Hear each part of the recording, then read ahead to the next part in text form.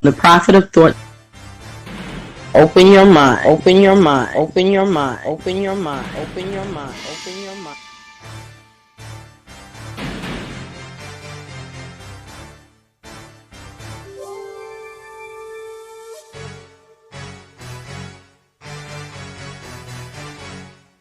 Open your mind, open your mind, open your mind, open your mind, open your mind, open your mind. Open your mind.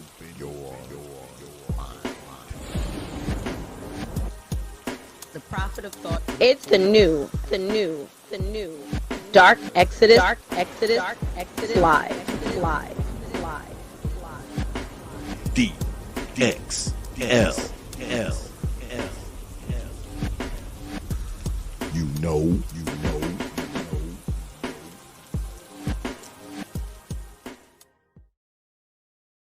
Thursday, D.X.L. It's dark exodus live.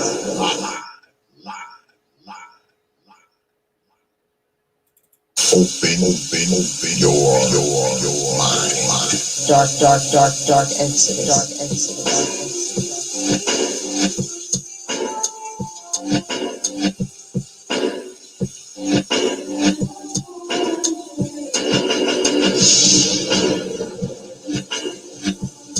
The protest.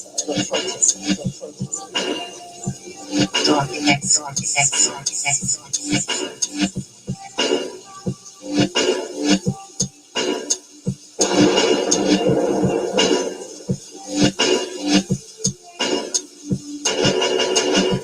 Open your mind.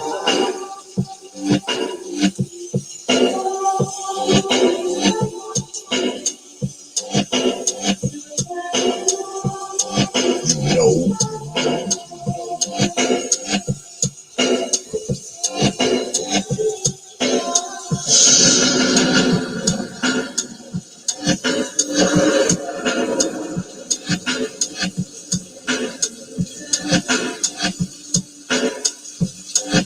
Yeah, X.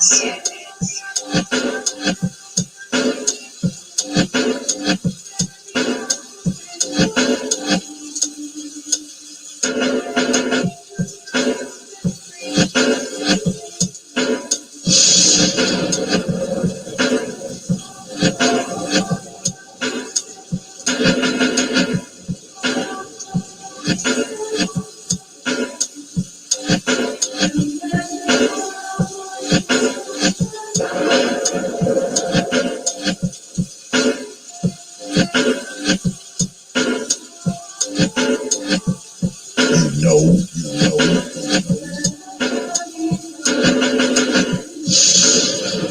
Dark exodus.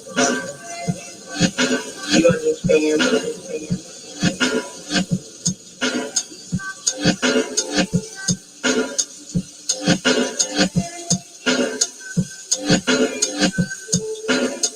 Yeah, X.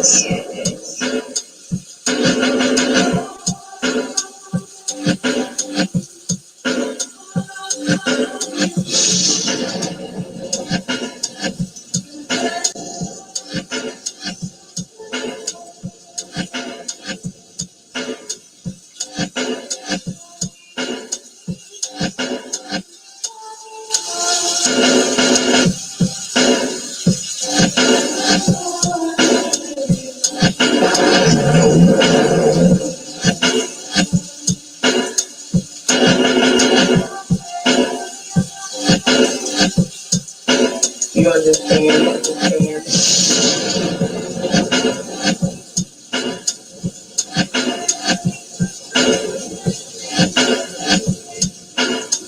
Open your mind.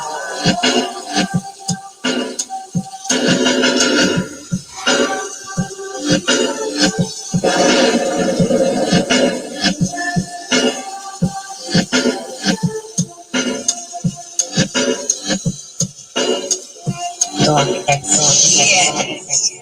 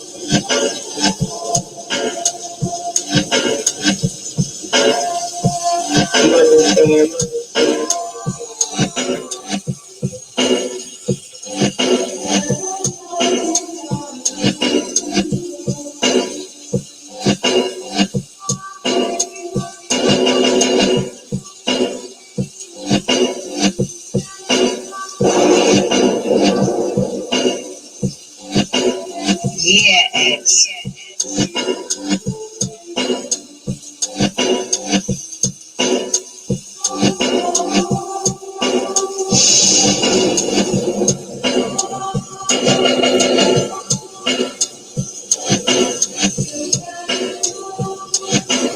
Open your mind.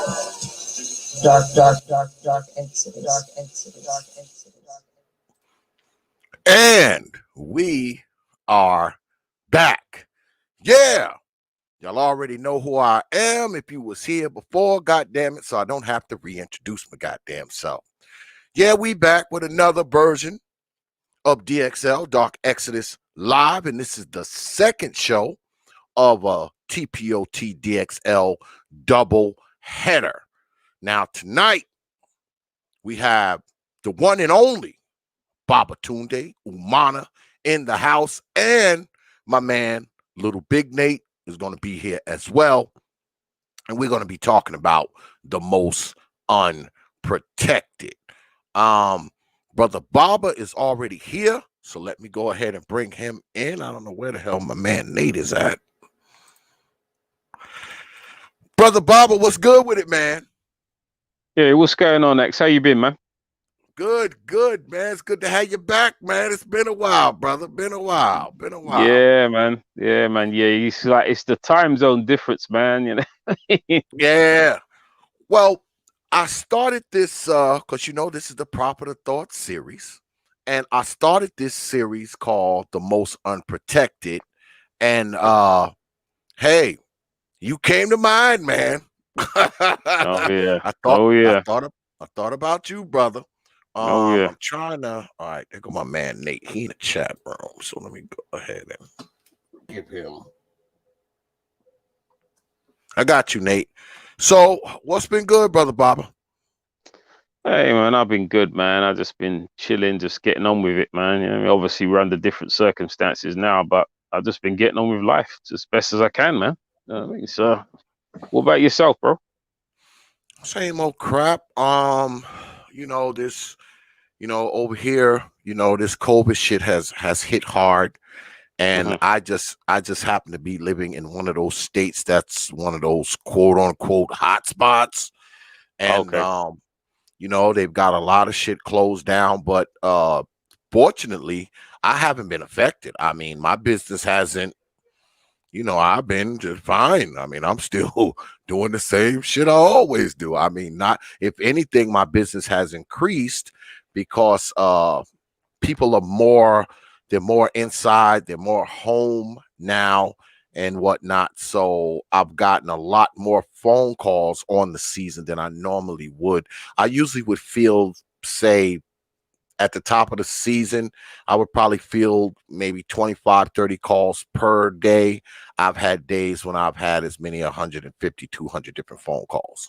So, Damn, I mean, it actually picked up quite a bit for me, and I've also I've expanded my business. We don't just do power mechanics and mechanical engineering now. We also do property maintenance as well. So we were able to, expand it, due to the COVID thing, because people are more conscious about maintenance and stuff. So I kind of expanded it to that as well. So, COVID was kind of like a blessing for me. I hope y'all don't take that the wrong way. But it was That shit kind of made me a little more money this year. And there's my brother Nate. What's good with it, brother Nate? Salute, brother Xavier. How you doing, What's bro? going on? What's going? We are joined by the one and only BabaTunde Umanah from Negro Wars. I know you've heard of him. BabaTunde, a pleasure to meet you. I've never shared a panel with you before, but I am aware of you, brother. Yeah, nice to meet you too, bro. So, all right, let's get into it because I got my folks up here now. So we ready to go to battle. Now, we all know when it comes to children, and specifically black children. Black children have a tendency to endure lots and lots of abuse. You and I, Baba, have talked about this in the past, and of course, my boy Nate, we have talked about it. I think it's an epidemic. I think that it's not talked about enough. I think not enough is done to curb it. I think there's not enough attention brought to it. And I think those of us who endured it as children have a tendency to just bury it and chalk it up to, you know, this is what black folks is supposed to go through. So let me go to Baba first. And let me ask you this, brother Baba. Why do you think we as black folks, why do we not think this is a thing? Why do we not think this is a problem? Why do we not think this is a crisis? And then, brother Nate, I'll go to you next and ask you the same thing. Go ahead, brother Baba. Yeah, I think, well, first and foremost, being led by basically like the most dysfunctional female on the planet. So, as far as she's concerned, having embraced a mutant form of feminism, what she's doing is she's just basically living for herself. So she doesn't care about anybody else. And because of the mental illness, that the severe mental illness within black female society, she actually doesn't see anything wrong with the way that she's treating the children. I mean, she doesn't see anything wrong with the abuse, doesn't see anything wrong with the neglect, doesn't see anything wrong with the lack of love, the lack of care, the lack of attention, the lack of affection. She sees nothing wrong with it. So again, just because what's happening is because we're being led by this black female. I mean, so these issues are being swept under the rug. I mean, because there's no male leadership. If there was male leadership, then these issues would be brought to light.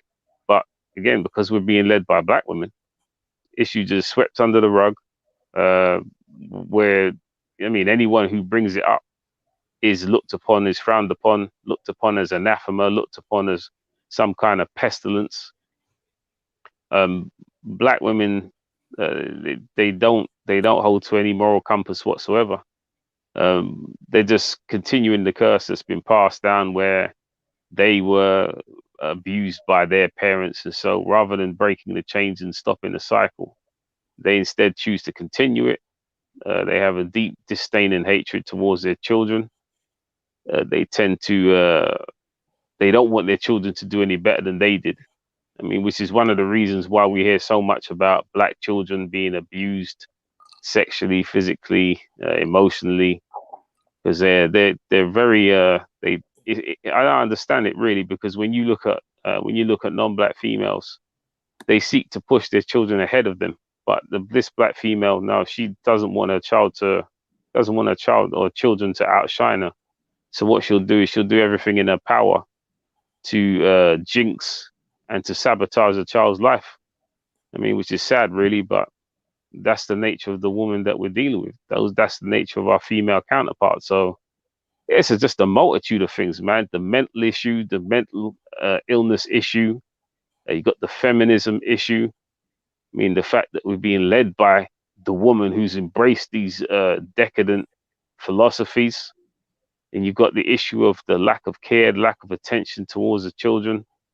But yeah, to be honest, I mean, this modern day black female, she's just straight up embraced Satan, man. And there's no other way to put it. I don't understand how when you look at other women and how they're so nurturing towards their children, I don't understand how a woman can be just so cold-blooded and cold-hearted towards children like that. I mean, and there not be some sort of dark force behind it. No other way of putting it, really. I mean, so as far as I'm concerned, I mean, it's like the this black woman doesn't have the best interests of children at heart. I mean, that's not just me saying it. I mean, that's evident. You have to look at it. I mean, I've grown up. I've grown up and I've seen this throughout my entire life. I walk the streets and I see the way black women interact with their children. In fact, they don't really interact with their children. They don't hug their children or anything. They never. I've never come across a black woman turn around to her child and say, "I love you." I mean, I care about you and all that. That's something. When you think about those kind of things, immediately it's really white women that come to mind first, and then afterwards non-black women.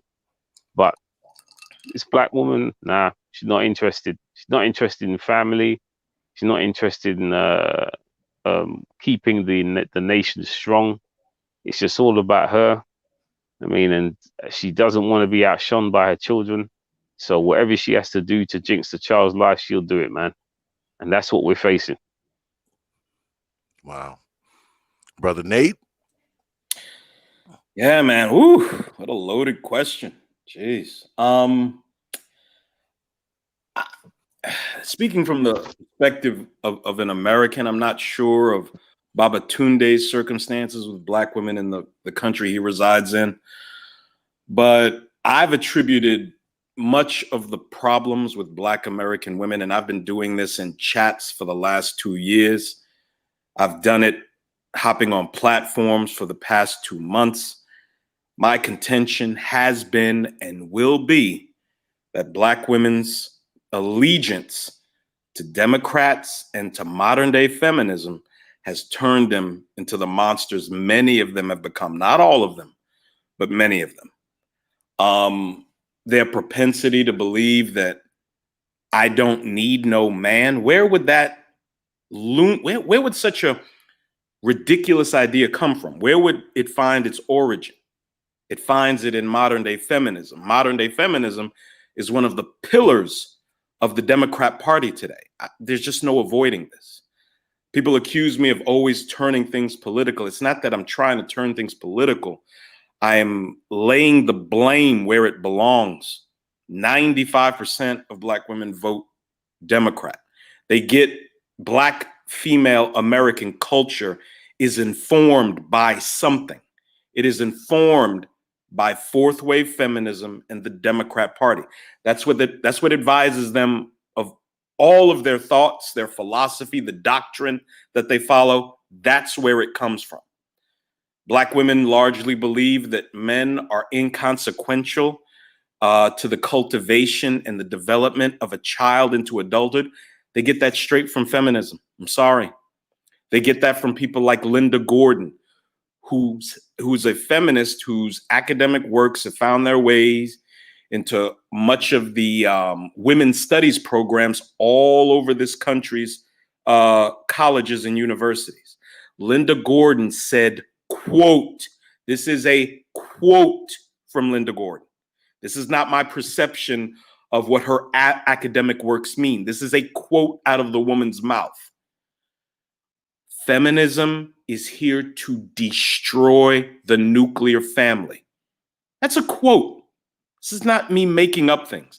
These are the women that informed our mothers as they attended college and university, and now they inform the minds of many of our counterparts that are our age, and now they're informing the minds of many of our daughters that go to school.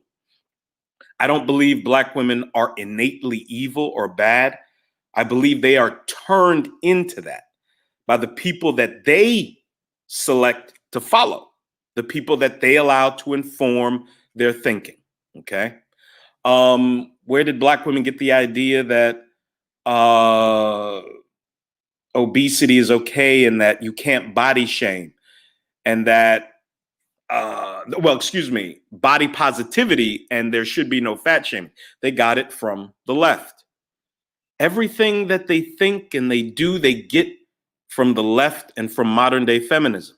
So when you hear the depravity and just the illogical, unreasoned lunacy that comes out of so many Black women's mouths, that's where they got it from. And they also get much of their child rearing beliefs from these women. Feminism doesn't believe in the sanctity of life, the sanctity of children. They don't believe that the maternal instinct is something that's precious and should be celebrated. No. These women believe that children are largely accessories and marriage is slavery, sex is rape. These are quotes from people like Andrea Dworkin, Miss J. Mills. You can Google their names, you'll see what they're famous for. And these are the types of women that inform Black American female culture. There is no more toxic a culture, unfortunately, than Black American female culture. And when it comes down to their maternal instincts and their ability to be mothers, you have to question a woman's ability to be a mother that does not acknowledge the importance of 50% of the equation, which is the father. You know, I'm going to go over this, and you folks can pull up the video if you want. It's probably the most distressing, one of the most distressing things I've ever seen in my life. I've talked about this on a panel before. There's a stationary camera in a Walmart parking lot, and it's focused on a vehicle. Out of the vehicle jumps a Black woman. She's probably in her early to mid 20s. It's a grainy black and white video, but you can see what's going on. She's yelling at somebody that's out of the frame. Into the frame walks a young Black woman with a Jiffy Pop corn bag on her head in a white t-shirt, and she's holding what has to be a 1 or 2 month old newborn baby. You can tell by the woman's body that she just had a child, okay? So the Black woman who's holding the baby approaches the Black woman that just got out of the vehicle. Both of them are screaming and yelling at each other. Sure enough, they start fist fighting. The woman holding the baby literally drops the baby to the ground. This is summertime. Both women are in shorts. They are fist fighting, and the woman literally dropped her newborn baby to the hot asphalt. Into the frame runs, obviously, a racist white Karen, because we all know that all white women are racist, right?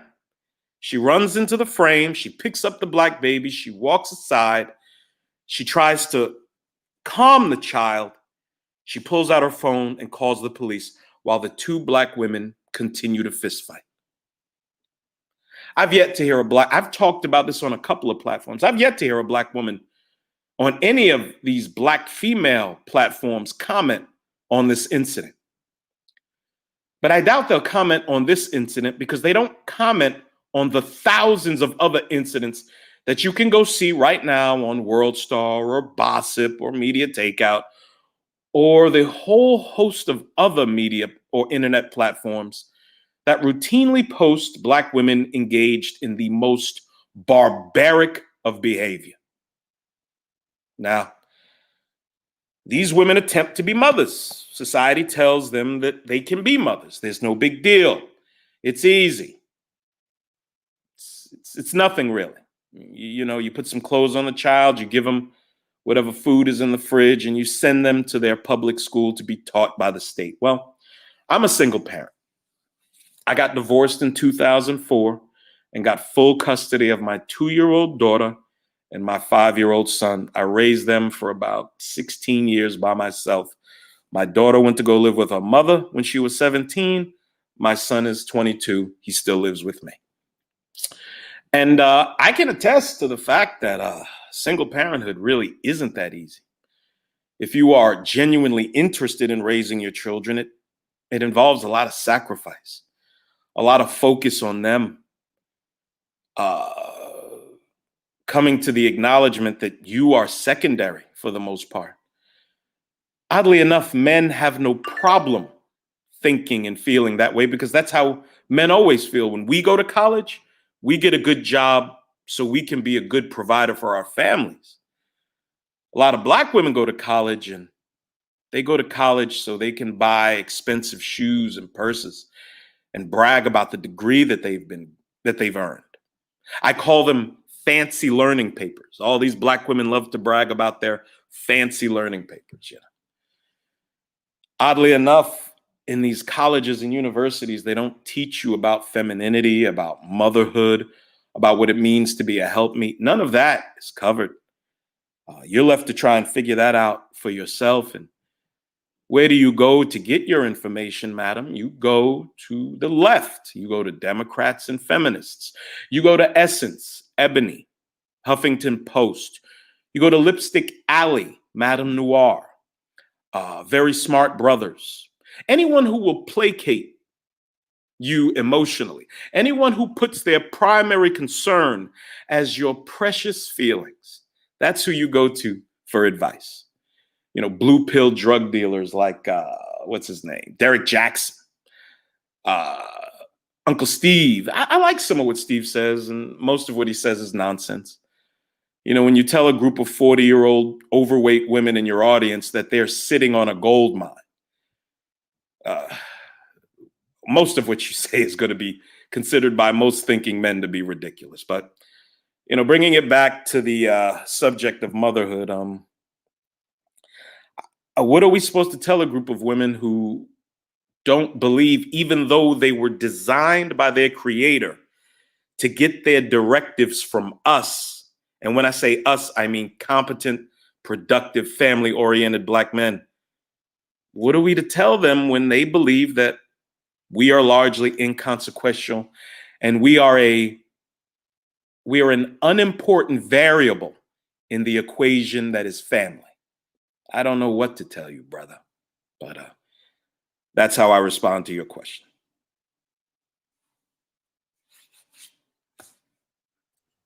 Now, me, y'all know what I think. You know, I think that children are the most unprotected. And I have this photo here behind me. Let me expand it for you good folks. The reason why I say the things that I say is because I see images like this. You see that little baby? If that baby's 2 years old, I would be surprised. And look, you see here? You see how this bitch here, and that's right, I said bitch, I don't care who don't like it. She is basically standing on top of this child. Now, people have often wrote me and they're like, oh, X, you know, man, talk too much about mothers and you blame mothers for everything. And you know what I say to that? You goddamn right. You know why? Because I see shit like this all the time. This is the shit I see. This is the shit I've seen. This, and oh, it gets worse because I don't even have some of the other pictures up here that I have. I don't even have them up here, but I will be putting them up here over the course of the evening. This is why I say that children are the most unprotected. And it's not like they have to be so much protected from, you know, the boogeyman or the white power structure or white supremacy or the white man. No. They have to be protected from their old mammies. Because who hurts these children more than their mother does? Who beats these children more than their mothers does? Who attack these children's ego, self-esteem more than their mother does? I don't think anybody, I don't think anyone can compare. We're grown ass men up here. And if someone tried to do a fraction of the shit to us that our mothers did to us, we'd be ready to kill them, shoot them, and we definitely would not praise and or worship them. Will we? Of course not. But we as black people, we have a tendency to act like this shit don't happen. When we know goddamn well, some of us in this goddamn chat room right now went through this shit and worse. And worse. But somehow we want to sit back and pretend like this shit does not happen. Somehow we want to act like it's not happening to kids right now tonight. Like it won't happen to a kid tomorrow, next week, next year. Some of you brothers out there got baby mamas like this, and you done probably had to get after her about abusing your kid. But we want to act like it doesn't exist. I had people tell me, oh, it's only white people do this shit. Bullshit. And we fucking know it. We know it, man. We know it because a lot of us came from it. A lot of us have relatives that went through it. A lot of us know some of these hoes like this that have done it. But we want to act like it's these isolated incidents that only happen once every 100 years. Right?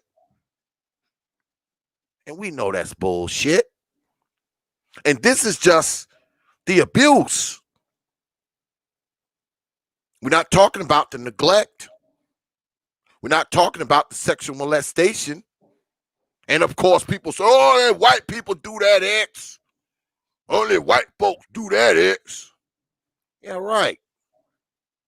Like I said, some of you good folks right here in this damn chat room, you went through it. Are you white? Is your old mammy white? But somehow we follow that narrative, don't we? Because this shit don't happen to kids. They're not the most unprotected. Right? These women are. They got people stepping on their backs, right? They got people beating them with belts and extension cords and braided switches and broom handles and mop handles and shit, right? Right? 75% of them are getting touched and raped and molested, right? Right? Wait. But anyway, we'll get into that. Now, we often hear brothers, Brother Baba and Brother Nate. See, I don't want to get too fired up because y'all know, wow, what? But we often hear that the reason, because there's some people who try to, rationalize it now. They say, oh, well, X, this happens because, of, white supremacy and Jim Crow. And, this is how it went down during slavery. And, where, what's that shit that really trips me up? Inherited trauma. Yeah, I think that's the term. We have this inherited trauma from slavery and our mothers, and they have it. So this is why they step on our backs and beat us within an inch of our life. What's your take on that, if I can ask, Brother Baba? And I'll ask you too, Brother Nate. Yeah, no, that's a load of rubbish, man. Well, these women are just plain evil, man. At the end of the day, like Brother Nate mentioned, black women subscribe to, I'd say they subscribe to a mutant form of feminism. This isn't the same feminism that was given to them in the 1960s by white women. This is a completely new, different form. I think it was Steinem, Gloria Steinem. I Gloria think, Steinem, yeah. yeah, CIA operative, Gloria Steinem. yeah. I think she turned around and recently, or sometime like recently in the past, and said, "Black women taught me about feminism." You know what I mean, something to that effect. You know what I mean? And at the time when she said it, I said, "What the heck is she talking about?" But I understand now. It's because of this mutant grade, this hyper grade feminism, high octane feminism that black women subscribe to. But yeah, it's got nothing to do with the slavery, because at the end of the day, black families were intact from the end of slavery right up until the civil rights movement. I mean, we had the highest marriage rate. Uh, was it Absolutely. 85? Yeah, 85% plus, like two-parent household. I mean, come on, man, you're not going to get that if, you know what I mean, if you're basically faced with the same situation you are now. So, no, it's just a load of rubbish. All it is black women embracing this mutant form of feminism. They first took the feminism that was given to them and they've transformed it into some other malevolent creature, man. You know what I mean? And then basically they've run with it, and they're still running with it, and they're still mutating it, and it's getting worse. And so what you got is, you got these apologists who keep coming up and trying to make up excuses for this black woman. I mean, they're the gatekeepers of the black female dysfunction. But what's happening is, what they're doing is they're giving this black woman more room to commit more evil, because that's all you see. You got these guys that come up here and start to make up excuses. Yeah, we gotta. I mean, it's as well as this cause over here, which related to that cause over there, which is why this black woman's doing it, rather than just calling her out and saying, no, you know what, this black woman is an evil monster. She's a witch. You know what I mean? She basically has no sympathy for anybody else. She hates black men. She hates herself. Hence why she's wearing the weave on her head, and she's bleaching her skin. uh just basic, when you look at black women today compared with black women say 50, even black women in the 80s and 90s look different to the black woman that you see today. I mean, the black woman back in the day wasn't about uh wearing all this makeup and witchcraft. I mean, all she just used to do is just put cocoa butter on her face, and that was it. She would go out onto the Little street. lip gloss, little cocoa butter. Yep, Yes, sir. yep, that's it. That's all they That's it. needed. That's all she needed. Yes, sir. Yep. Now it's like 50,000 layers of makeup. Face looks like a construction site, man. It's just ridiculous. I mean, and then what'd you call it? And they obviously, what you talked about, had black women were a lot slimmer then. You know what I mean? But now again, because of this mutant feminism, they just completely hate themselves, and they completely hate. They have a deep disdain and hatred for anything that reminds them of who they are. So they look at the black man, they hate the black man because the black man reminds them of who they truly are. And then especially the black children. They hate black children because black children do the same. Hence why they want to get the seed of Lord Euro, aka the white man.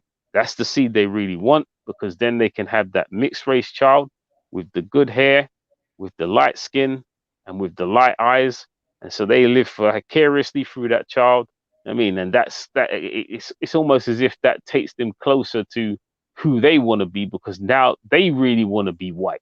That's who they want to be. They want to replace the white woman as the white man's number one choice, which is why these black women are wearing the weaves and they're wearing the makeup to just lighten themselves, lighten their skin, make their skin look lighter.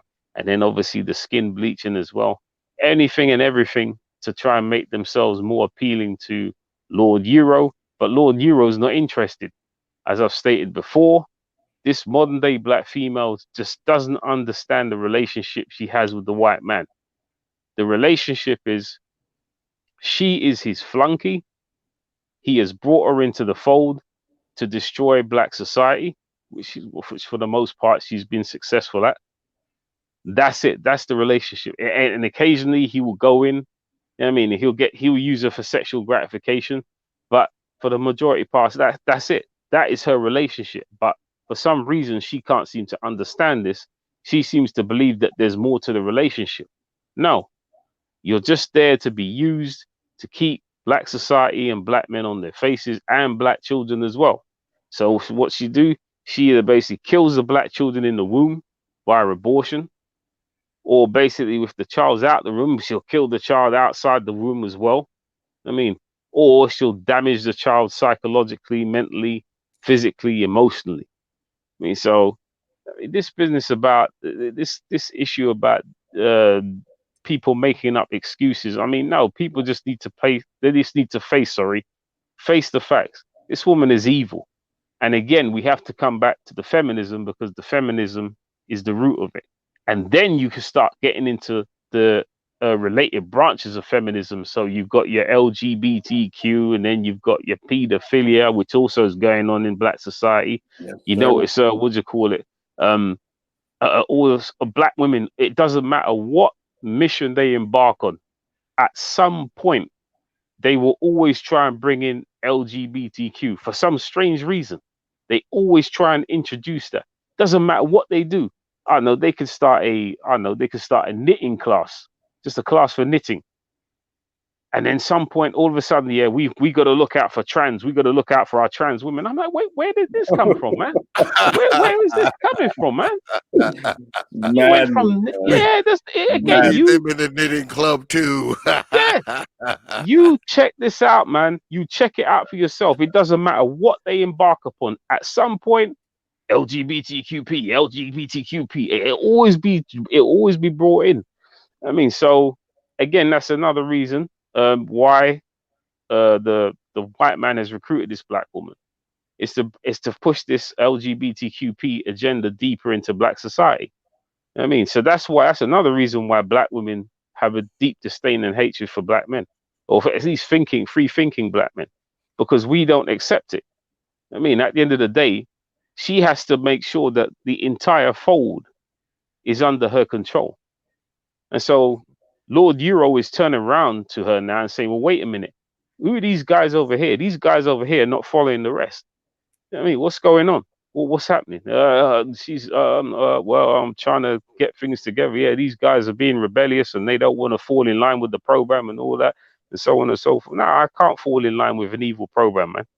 And I don't really understand how you've got some Black men out there who will continually make excuses for this woman when it's just clear as day that this woman is just beyond pure evil.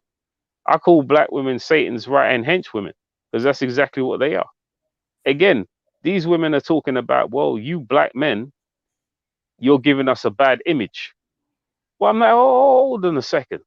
When you go to the abortion clinic, you got a Black Lives Matter Black Lives Matter shirt on. You're wearing one on Monday, then you go into an abortion clinic on Tuesday. I'm like, well, wait a minute. That's your actions, man. You doing that. That's nothing to do with us. I mean, when you basically are putting on, you walking down the street and you're 300 pounds, you're overweight, you got the weave on your head. You put the weave on your head. We didn't tell you to put the weave on your head. You're the one who basically can't control your eating. You're the one who's eating too much sugar. You're the one who basically put yourself in a position now to where your health is at risk. You're the one who's doing that. That's nothing to do with us. But again, as per feminism, the culture is now blame the Black man. That's the culture, man. Blame the Black man for everything. It doesn't matter. Okay, yeah, Black woman, you know what I mean? She forgot to tie a shoelace. She tripped over. It's the Black man's fault. You know what I mean? She had a bit too much to drink. I mean, she got drunk. I mean, crashed the car. It's the Black man's fault. It doesn't matter what she does. Now it's the Black man's fault. She has no responsibility. There's no accountability, and she's not honest. And so it has to basically that's one of the founding principles of feminism is always blame somebody else. Never take any responsibility nor accountability for your actions. And so that's what we're facing, man.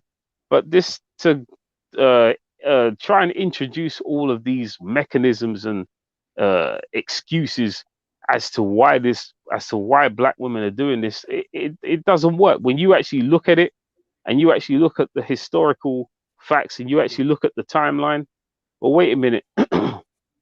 we have strong, stable families right up until civil rights. Like, nah, it doesn't work. It can't work at all, man. And unfortunately, there are a lot of Black people in denial about that. You said something before, because I want to get to my brother Nate, but you said something very, very prolific in your statement, Brother Baba. You said, and I totally agree with this shit. That's why I'm saying it. you said that the reason why these women take out so much frustration and do the things that they do to the children is because the children remind them of who they are. Right. Now, I've always believed that. I think the reason why, well, first, I believe that women have a tendency to treat children like property. They don't treat them like humans. They treat Right. them like they're fucking property, right? Like they're a bicycle or you know, a go-kart or some shit. You know, something they can just kick and slam around and throw in a corner whenever they feel like it. That's what I believe that. I believe they treat them like property. And what I think they do, like you said, piggybacking off of what you said, I think not only do they take it out on the children because they don't like what they are, I think they have a tendency to take the frustrations out on the children that they have with these fucking men that didn't want their black ass. I think that's a big part of it too. I also believe that many times what happens is these women are pregnant, they have these babies, and in reality, they didn't really want the kid in the first place, because guess what? Something that you don't really want, you're not going to treat that great, even if someone gives it to you. If you don't really want it, you're not going to treat it that great, because you can't tell me that these women who beat these children within an inch of their life, starve them, okay? Have them living in the worst of conditions, neglect them, abuse them, and be in flat out denial when these children are coming to them and telling them that someone's touching on them. You cannot tell me that these women wanted these goddamn kids. You cannot tell me that these women have these children's best interests in mind. And that is why X says the things he says about these old mamas.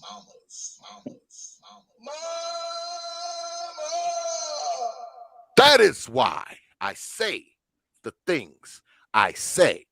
Now, you hear people that, oh man, y'all just need to get over it.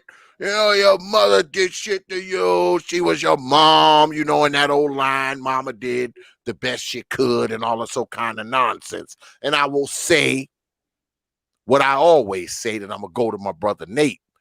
Fine.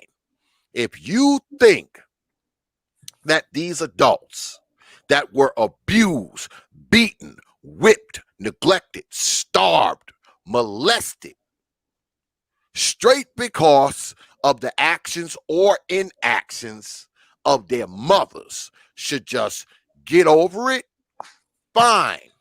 All you hoes out there who are getting a boot to your ass, all you hoes out there that are dealing with dudes that are blackening your eye, swelling up your lip, blooding up your nose, throwing you down the stairs, you just get over it, all right? Just get over it. Especially if it happened a while back. Because see, they will tell you that adults should get over the abuse and neglect and molestation that their mothers allowed and made happen to them. They should get over it, right? Because you're an adult. So fine. You want them to get over it? You get over that Negro who keep his foot up your ass all the time. You get over that Negro who throw your ass down the stairs, stand on your back, beat the shit out of you, and send your ass to work with shades on because he done blackened both of your damn eyes. When you get over that, then I will tell brothers to get over what they went through. Is that a deal?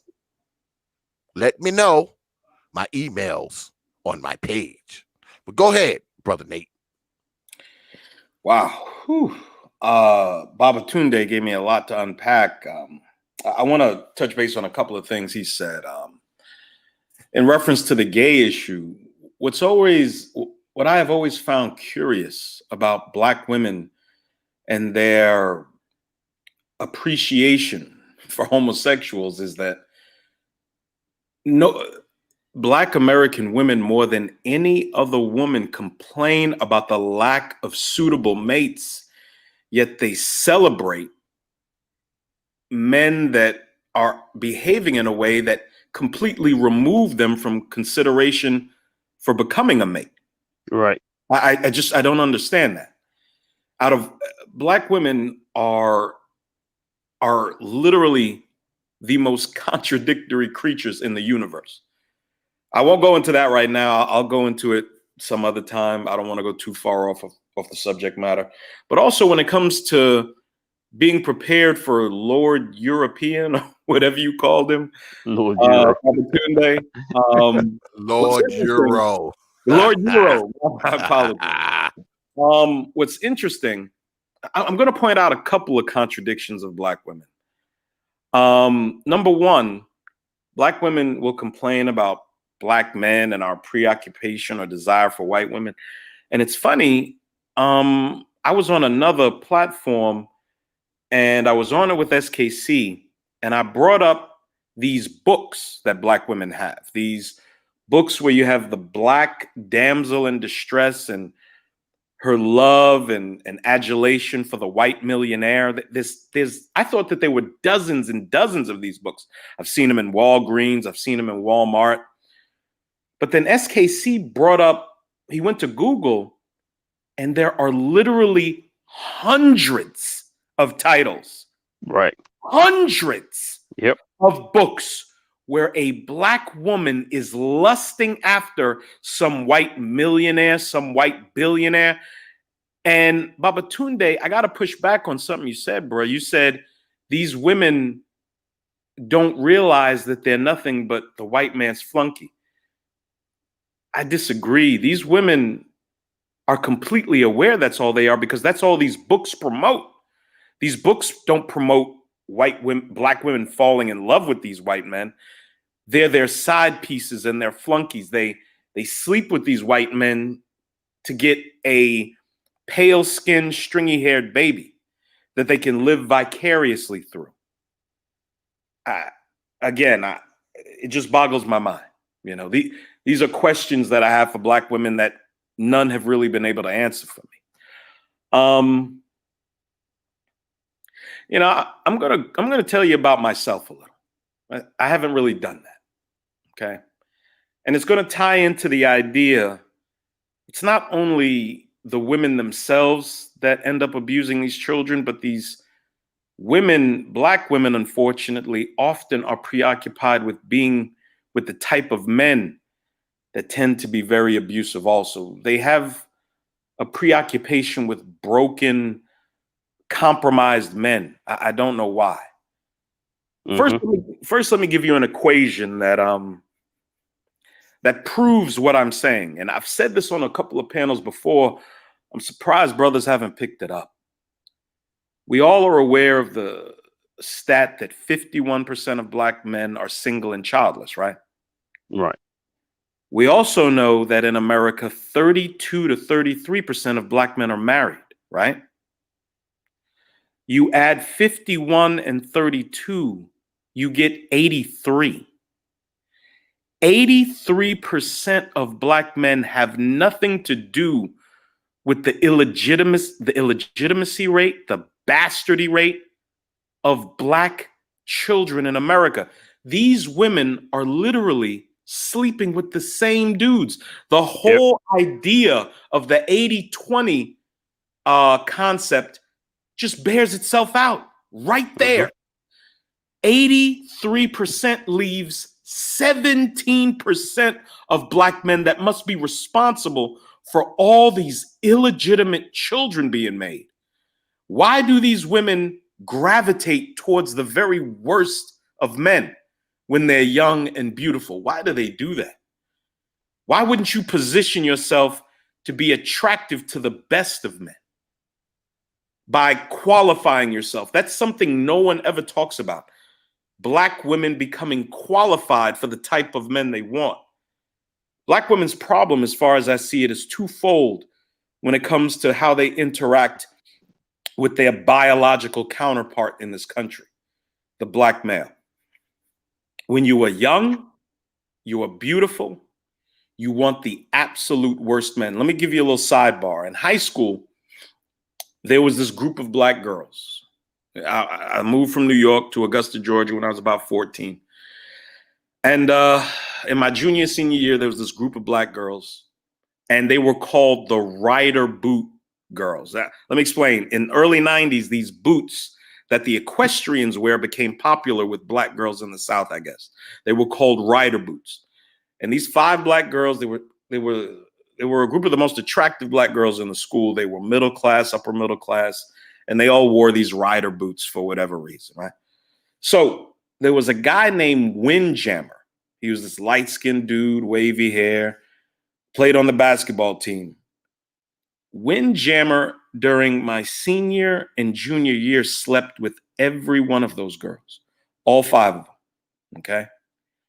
Now, there was even a fight in my senior year between 2 of the girls over Windjammer. Black women all want to sleep with the same guys.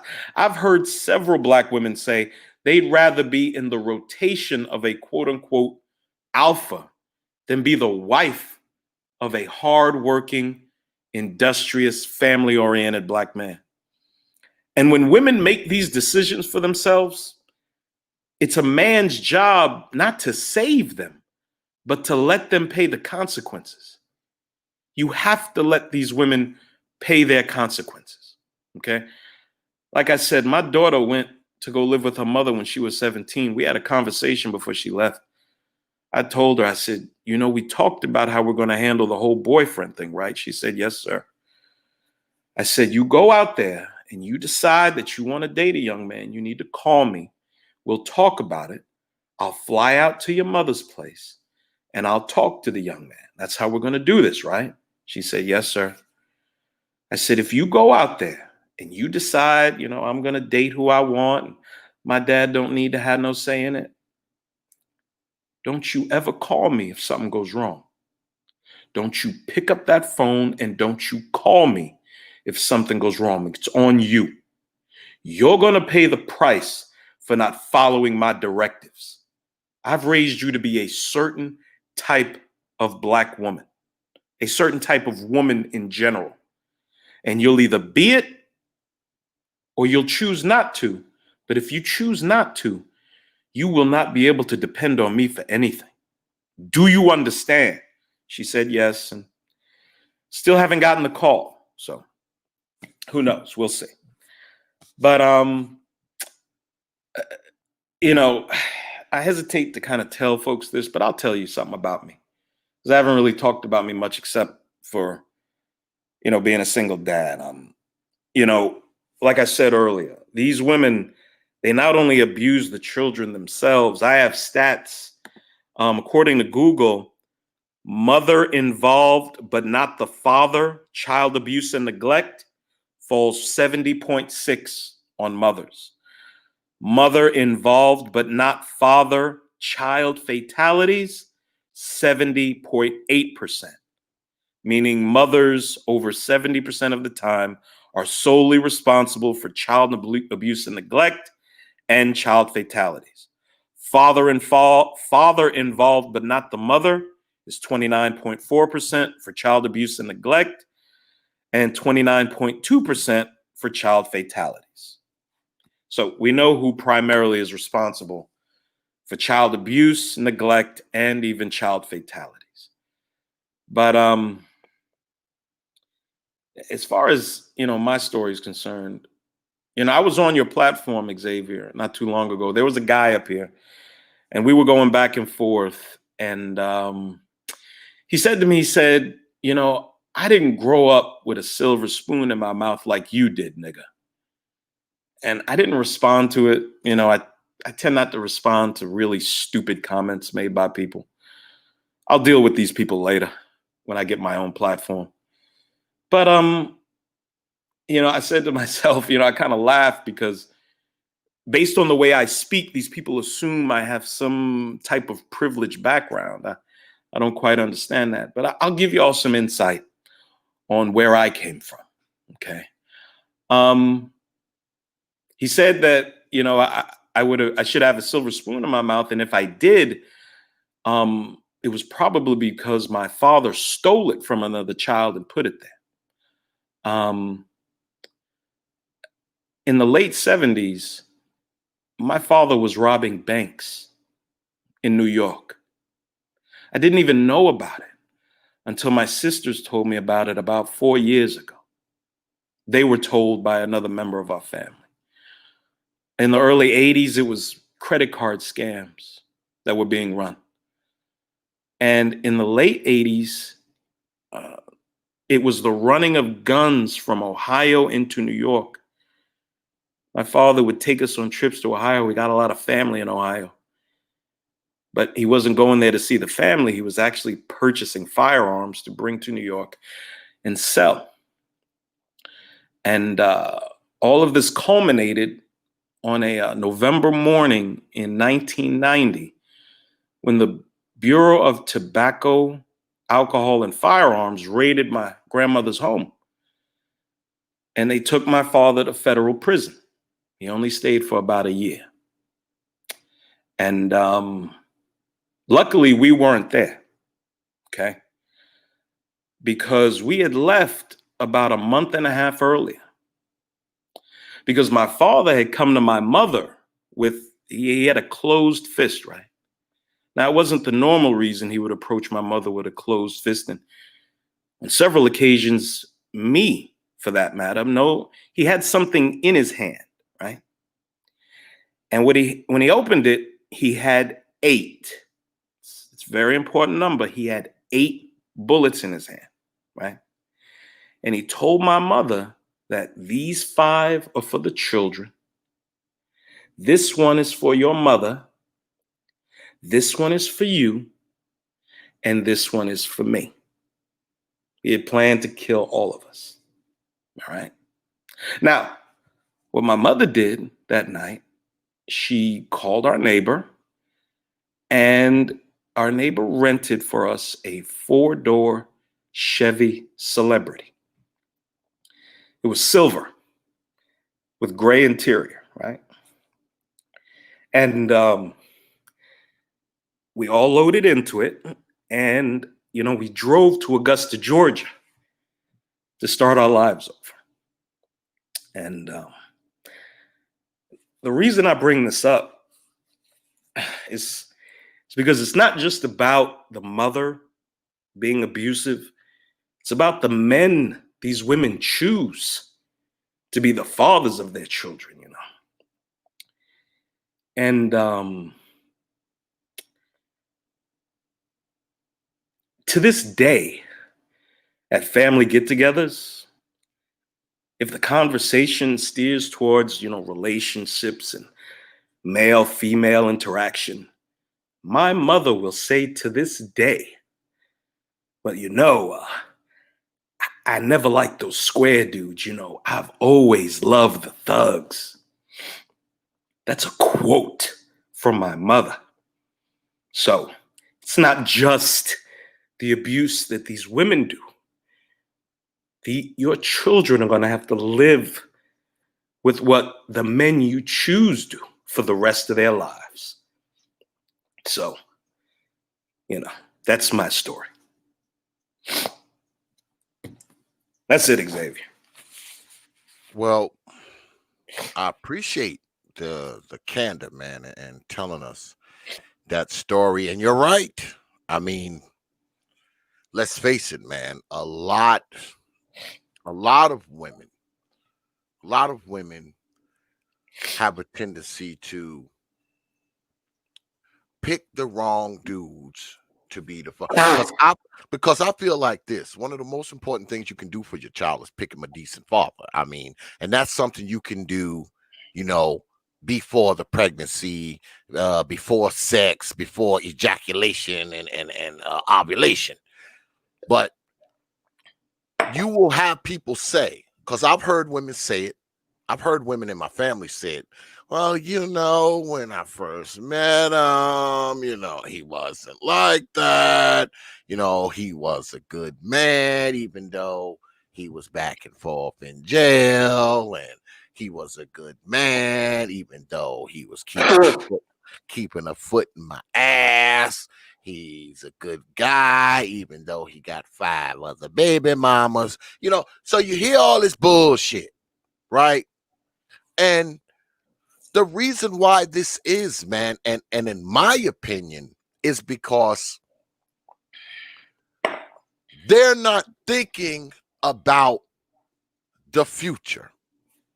Because let us be clear, the children are the goddamn future.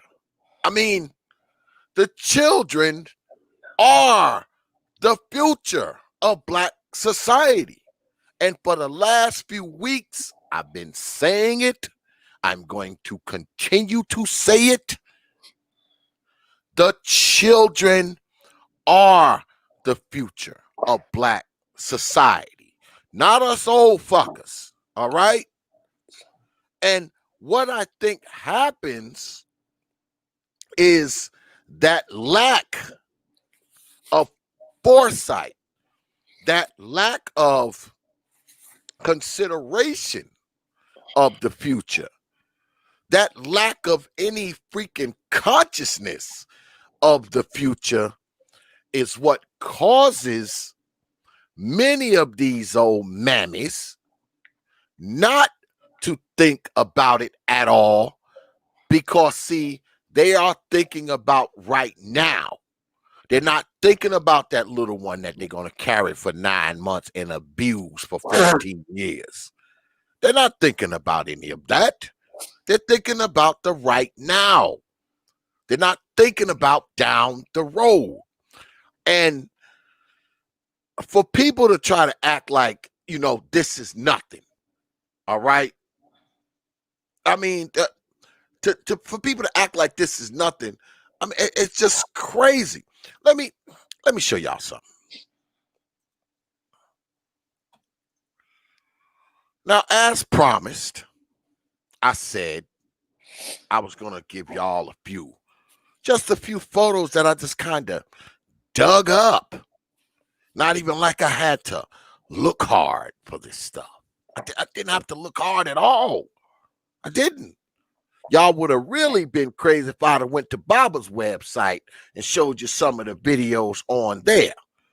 But I'm just going to give you a quick view of some of the images I came across.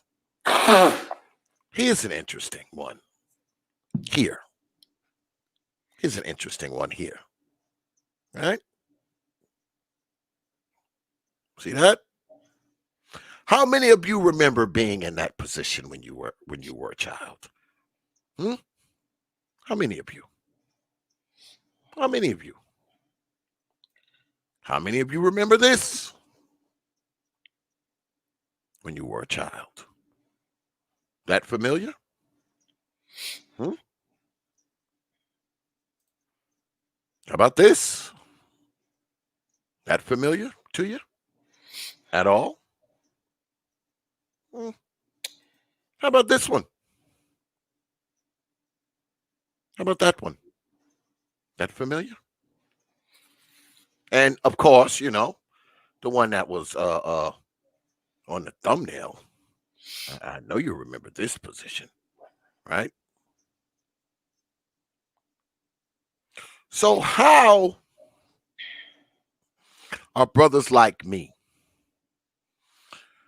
brothers like my man Nate, who just shared a very touching story with us, brothers, and my brother Baba, how can you come to people like us and expect us to say the opposite of what we say? Why should we? Yeah, I know we're on this whole thing about uplifting folks, uplifting Black folks, and all this so kind of nonsense. But this is what y'all got to understand. If everything is about uplifting, that means it's down. That means it's low. Take it from a mechanical engineer. Anything I'm uplifting is down. What is that saying about black folks? If you got people walking around talking about, y'all need to be uplifting black people. Y'all need to be uplifting these black women. Y'all need to be uplifting black society and blah, blah, blah. You must not have much confidence in black society if you expect everybody to be lifting it up. Because what you're saying is that shit's on the floor. That shit's in the cellar. And there's a reason for that. Because we, inside of black society, let's be honest, people, we are some of the most abused, some of the most emotionally damaged, mentally damaged, physically damaged, over-sexualized people on this planet. And I know it sucks to hear, but you all know it's true. You all know it's true. And a lot of it starts when we're little. This is why I say the things I say. Well, there's a whole host of reasons why I say the things I say. I say these things because I see them. I say these things because I grew up with people who were going through it. I say it because it's all around us and no one talks about it. And I always try to keep the frame of mind that if we do better by these children, maybe some of the shit that takes place inside of black society won't take place. We spend so much fucking time trying to switch the minds and uplift grown people.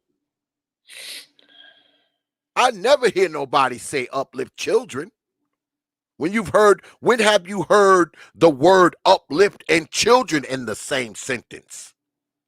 Never. It's always uplift grown folks.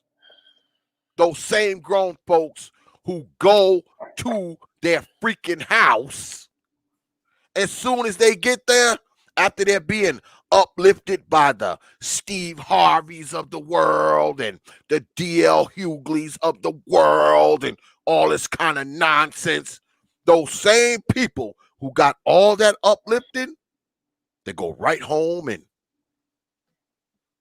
they do this. So what fucking good is it uplifting these people? What good is it when they go home and do this?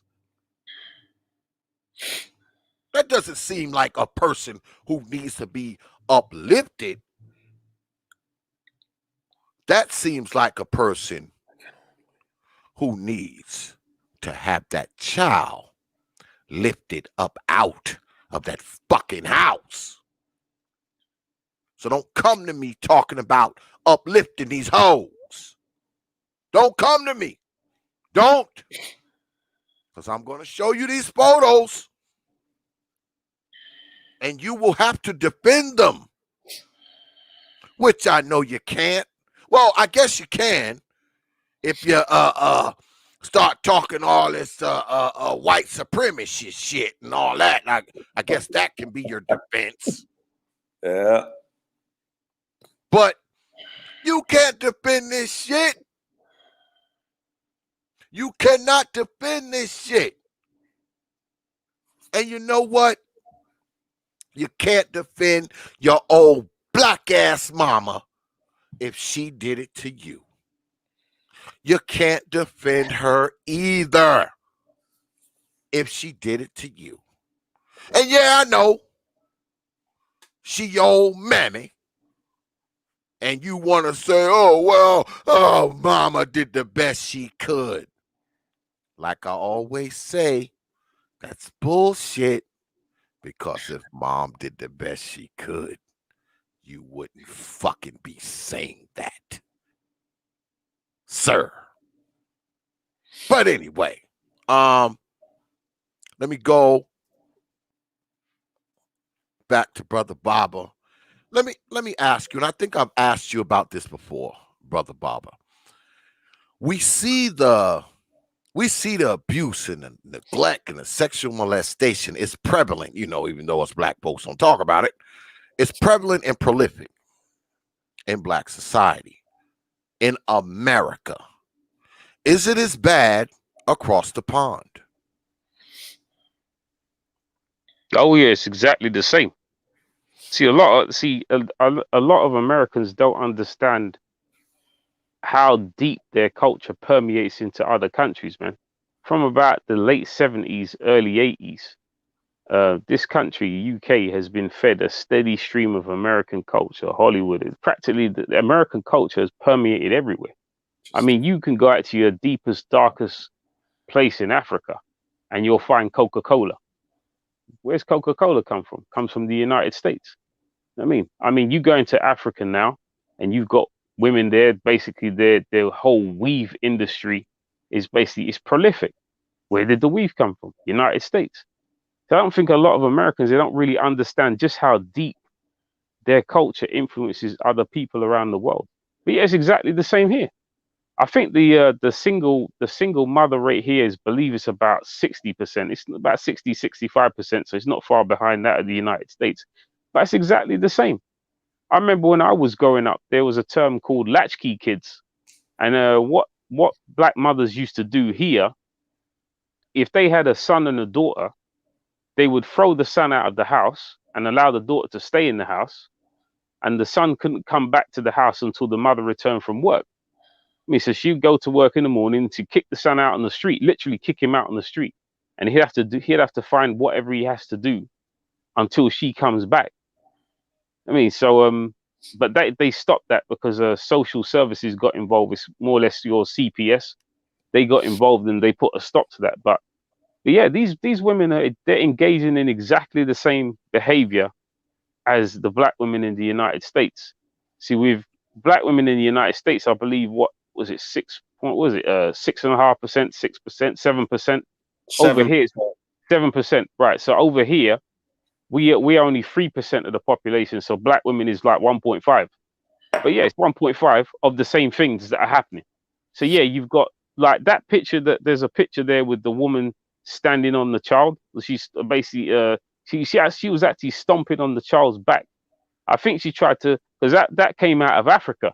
The woman was trying to feed the child, and the child vomited up the food that she was trying to feed it. So she basically threw the child down on the floor and started stamping on its back, man. So yeah, and then guess what? Those same African, because remember, like the United Kingdom, it's not like the United States where you guys are homegrown. That's your country. I mean, you guys are homegrown. Obviously, yeah, there were a few slaves brought in, but you guys have been there for yonks.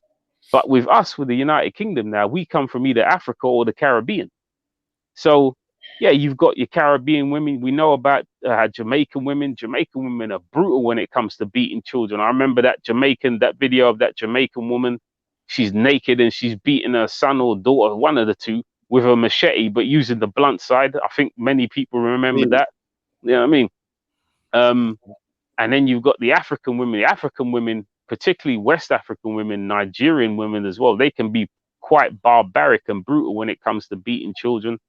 I feature the video on my website where there was I don't know what the child did. I think the child basically was just hovering around the woman, and she picked the child up by the ankle and then slammed the child down. Just slammed the child down, blam. I mean, for no reason. And you'll find what YouTube's done now is YouTube has become politically correct. So YouTube is playing the game as well, where it's trying to hide all these things. But you used to be able to find these videos all over the place. I remember a video I saw on I think it may have been Worldstar, of a woman who started stomping out her daughter like she was involved in a street fight. I mean, literally, the video is about a minute long. Yeah, so it's exactly the same thing here. And then what brother Nate mentioned about the men as well. Yeah, the men, these degenerate men that these women deliberately choose to get knocked up by, your 12 gauge Mike, your trap house Jim, field mouse, cheesy grill type guys. Yeah, I mean that's that. Yeah. So I fully acknowledge that. I have no problem with that at all. I mean, then they're gonna turn around to you. You are upstanding. You're an educated guy. You're intelligent. You keep your nose clean. You don't get in trouble with the law.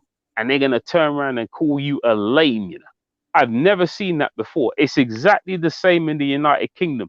But see, here in the United Kingdom, the dating out ratio for black men is 50. 50%. Yep, and 50%. increasing. Yeah. Yep. So 50%. we get it. So we get it from a long time. We recognize because we basically I mean, my mum wasn't great. She wasn't that great. And I'd go to like white families' houses. And I'd note how things were so much different. I'm like, wait a minute. I mean, and I think the fact that, see, I could have turned out like one of these dysfunctional wretches, but the fact that my mum just like working every hour of every day, so because she did that, so those seeds of dysfunction never took root. So you know what I mean? So I had a reprieve. You know what I mean, but she wasn't that great, man. You know what I mean? She couldn't wait to beat me. I mean, couldn't wait to bust my head open. You know what I mean? But that stopped around when I was about 16 because they soon get you when the child gets to an age, especially the son gets to an age where they realize, I can't do this anymore. This guy's bigger than me. You know what I mean? So they kind of basically put the abuse on the back burner. You know what I mean? Okay, look, we'll just ease back. I mean, but yeah, I mean, it's exactly the same. It's exactly the same replicant as the United States. There's no different. The only thing that's different is the accent is different and the population numbers are smaller. That's it. But apart from that, it's the same abuse. The sexual abuse is going on. The physical abuse is going on. I mean, what do you call it? The mental abuse is going on. Everything is exactly the same. There's no difference whatsoever, man. But yeah, this is prolific. It's very prolific. And you won't just find it here in the United Kingdom as well. You'll find it in any country where black women reside. It's the same pattern. So you go down to Africa, it's the same thing there. Nigeria, you go down to like Congo, you go down to all these different African countries. It's the same thing there. Even going to other places in Europe, like France or Germany or wherever black people reside, it's the same thing, the same pattern, where these black women are ritualistically abusing children, and then they pick the worst kind of dudes to sleep with. I mean, and then these dudes, and then obviously we know the story about the woman sleeps with one guy, gets pregnant. Before the baby's born, she's broken up with that guy. Then she's got with the next dude, moved the dude into the house. Then the dude basically starts fiddling around. You know what I mean? If she's got children already, the dude starts fiddling around with a child and all this business. And you know what I mean, this is quite common. I got a video on my website of a 16-year-old child. I think people have seen that. 16-year-old daughter trying to tell her mother that, you know what, your boyfriend keeps touching me up. You know what I mean? And like basically the mother dismissed it. Yeah. Yeah, I saw that one. I saw yeah. it. The mother keeps dismissing it, I saw another one with a younger child. Same thing again. I mean, mother basically moved in the boyfriend starts fiddling around with the children, man. See, these black women are evil, man. They're enablers. And again, it comes down to the same thing. They don't want the children to outshine them. This mentality is, again, you can't look at that mentality and say, you know what, this is some evil, man. This is beyond like terrestrial, man. How can you have a child and then you do everything in your power to hinder that child's progress, even allowing the child to be abused? Child goes to church, child getting abused by the pastor, then child come home, child getting abused by the living boyfriend, getting abused by the mother.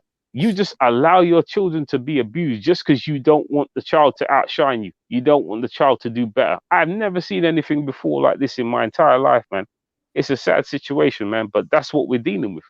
And at the end of the day, the way we stop it is we recognize it. We have to acknowledge, you know what, this is wrong.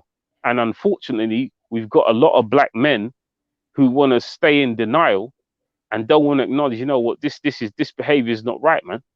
So rather than them actually come out and actually face the truth, what they prefer to do is they prefer to go after the guys who are brave enough and who have the courage to speak out against it. And that's the situation we're facing now.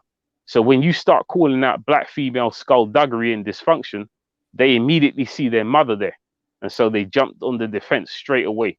I mean, so that's another issue we're dealing with, man. But yeah, bro, I fully hear you. It's these black women and it's also these cheesy grills and these trap house gym type characters who these black women are sleeping with as well, man. But again, it's exactly the same thing that's happening here in the UK and any other country where black people reside.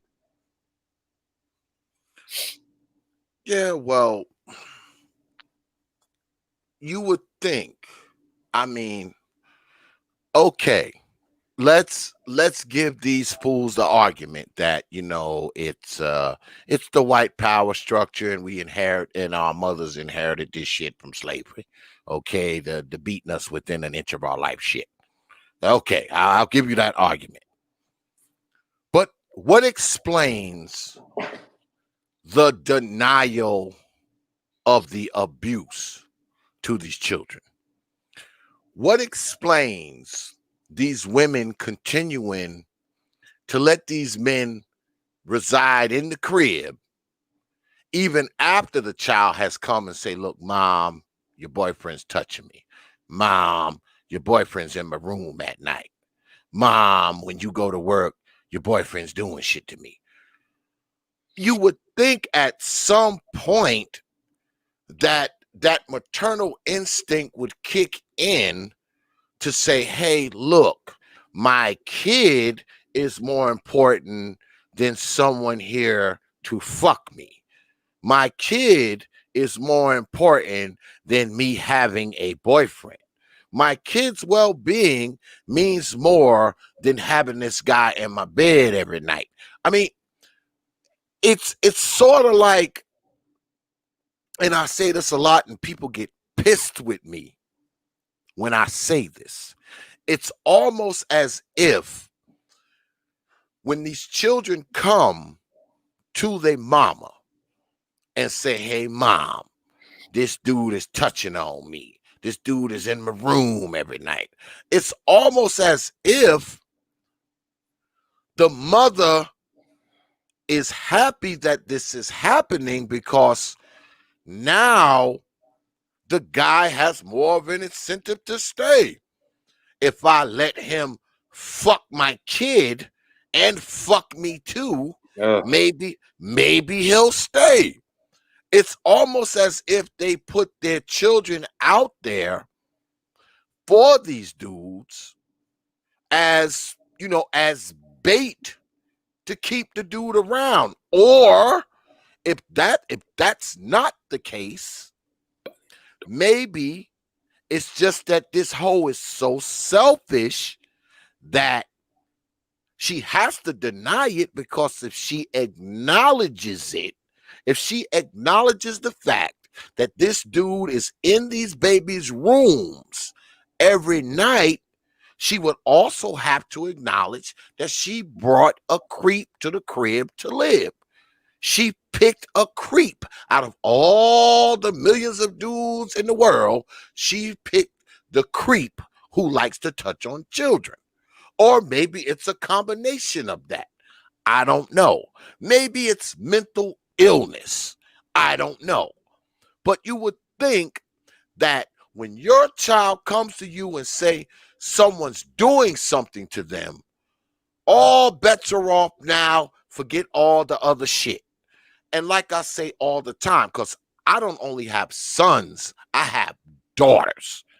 If my daughter, my kid daughter, when she was a child, came to me and said, look, Dad, somebody's touching on me, I drop everything. I drop everything. I load up the Desert Eagle and I head to wherever I think this person is. I don't say, oh, That's a good man or woman. They're not doing anything to you. Oh, you're lying. Oh, you're making it up. You don't, as a man, you don't do that. That's the difference between your mama and your father. You go to your old man and tell him that someone's fucking touching on you. Your old man drops all, whatever he's doing, he drops that shit and he heads to wherever he think this perpetrator is. Wherever he think he might find him, that's where he's going. But these women do not do this. These children, my God. Go ahead, brother. No, I'm sorry, I didn't mean to interrupt you, bro. You know, it's interesting. When you think about how many millions of little black girls are going to grow up thinking that what a man is, he's somebody that comes by and spends the night in my mommy's bedroom. That's all a man ever is to so many of our little girls. You know, it's perplexing, man. I mean, so many of these moms, and again, I don't think all black women are bad. I've said that before, but unfortunately, we're in a place where the majority is anything over 50%. And, you know, we're looking in the face of this now. I mean, this is what happens when a group of women believe that they could genuinely do everything on their own. Black women have demanded complete autonomy over their lives, their bodies, their wombs, their vaginas, everything. My body, my choice. You don't get to tell me what to do. I don't have to listen to you. There's nothing for you to add to this equation. I will call you when I need your company. And that's basically what a man is. And again, when black women are young and beautiful, they give their youth, their beauty, their fertility to the very worst of men. Time passes. They realize that the very guys that they friend zoned and shunned and told that they didn't want to ruin our beautiful friendship to are the guys that they should have been with. But now they're in their 30s, they're 50, 80, 100 pounds overweight. They've had 3, 4 abortions, or they have these 2 or 3 children by as many different men. And now these guys are supposed to come and clean this mess up. It's just completely illogical. That's why, I mean, literally 90% of what comes out of most women's mouths, I don't give a damn what color they are, you really shouldn't listen to. You know, maybe there's 10% of women out there that think in a logical, rational, and reasonable way that you can listen to. Most women, and this is why it's good for young women to get with somewhat older men. A woman, especially in society like this, she needs to be brought up by the man she's going to be with into how to think properly. And oftentimes you're only going to be able to do that with a younger woman. You're only going to be able to do that with a woman in her mid-20s. You know, older women will argue with you and say that the only reason you older dudes want younger women is so you can control them. Wow, even broken clocks are right twice a day. You're right, madam. There is some modicum of control that has to be exercised over a woman's life if you're going to protect her, if you're going to teach her, if she's going to be somebody that you could put your faith and trust in. There has to be some modicum of control over a woman. Otherwise, any woman that comes to you talking about equality between men and women, this is what I want you to ask her, okay? I want you to say, how many heterosexual grown men do you know that take care of, provide for, and protect of another heterosexual grown man? How many do you know, Xavier? Outside of the father-son dynamic, how many do you know? None. Thank you. Do you know why it's none? It's because the preamble to our Constitution says that all men are created equal. Men are created equal, meaning we all have the ability to discover our innate talents and skills, and we can compete on a very similar plane together. And the best man wins. Now, anytime a woman comes to you talking about equality, just say, so I'm supposed to provide provisions and protection for somebody who's my equal? That's illogical. So that means if we're equal, the first time the tire bursts on the interstate, I'll change it.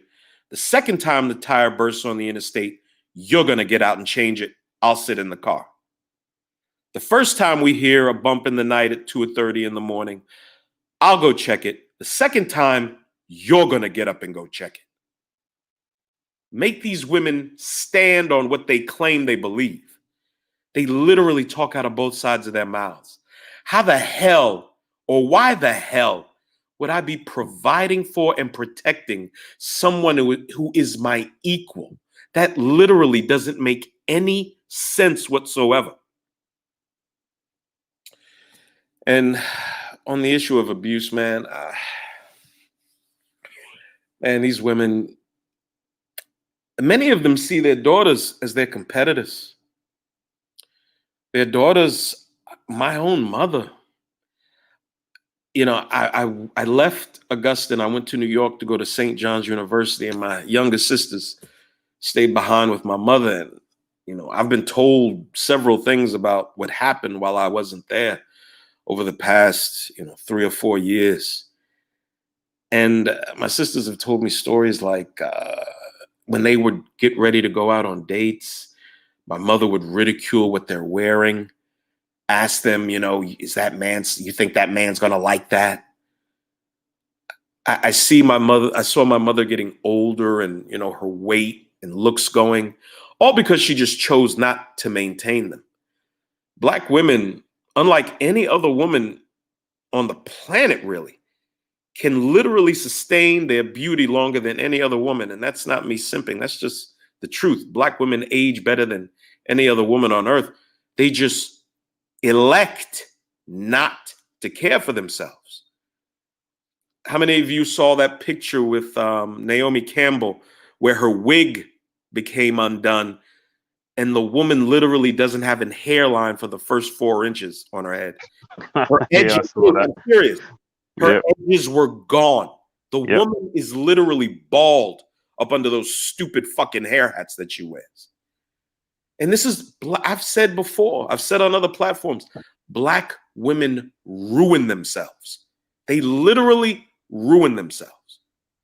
When you're young, you want the very worst of men.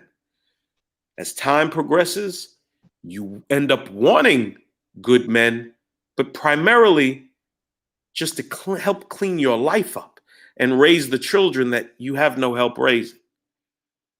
Why didn't you do your due diligence as a woman? Why didn't your mother teach you to do your due diligence as a woman and learn how to pick a proper man? Why didn't your mother sit you down and say, sweetheart, look, your mother's made a lot of mistakes. I want you to know that you can't be overweight. One of the most important aspects of a woman's life is her beauty. You have to maintain it. I don't want you to make the same mistakes your mother made in picking these horrible men that you've seen come through our household. You do what you're supposed to do and you get qualified for a proper man. Don't listen to your girlfriends. Don't worry about what those losers say when they laugh or want to mock the man that you chose. 10, 15 years from now, you'll be the one laughing at them. Go over all the mistakes that you made as a woman and tell your daughter about them. But I don't know any Black women that do this, because in order to do that, you would have to come face to face and make an honest assessment of your life. And we all know that most Black women don't do that. I tell a joke. I've told the joke for like 5 years. Black women, the only time they really get exercise is when they're running from accountability. I mean, I'm not a comedian by trade, but it's my It's my feeble attempt at humor. But you ladies genuinely believe that you can cut the man out of the equation that is the family. You go ahead, right ahead and do it. We have 60 years of data. We have 60 years of academic research and empirical proof that you are completely ill-equipped and ill-prepared to raise children by yourself. It's the stress that you go through that causes you to lash out in violence. And your inability to ever to come to terms with just how messed up you are leads you to make excuses for all the mistakes that you make, never realizing that these mistakes don't just affect you, they affect your offspring. And your offspring pay decades into the future for your mistakes. Black men, 64% of Black men are in the middle class. And I've often said that we are successful as Black men in this country, not because of how we were raised, but in spite of it. Can you imagine where Black men in America would be if we were raised properly? I mean, just imagine. And this talk of transferred trauma, whatever the fuck you said, Xavier, I got to call complete bullshit on that. Because after 1865, from the late 1800s through the mid 1900s, Black people had the highest marriage rate in the country, over 80%. Intact families. After 1865, we settled over 130 towns, with towns that had 30 grocery stores, had dentist offices, had shoe shops, everything that we needed. The black dollar, I've heard in a documentary, circulated 3 to 5 years in those communities. And we gave it all up for the promise of integration. That's a whole different presentation and platform. I'll be addressing stuff like that on my channel when it starts. But you ladies, you have gotten everything that you've asked for. You've asked for complete control over your life, you got it. Complete control over the Black family, you got it. Black men follow in lockstep with you in how you vote, because there's no reason for Black American men to vote Democrat. We do it because that's what you do. You are in charge. And then these same women blame Black men for the condition of the community when you've demanded to be in control of it for the last 60 years. This is your creature that you've created. It's not ours. I proved that 80% of us have nothing to do with this out of wedlock birth madness. 80% of us have nothing to do with it. You dumpster dive for your men.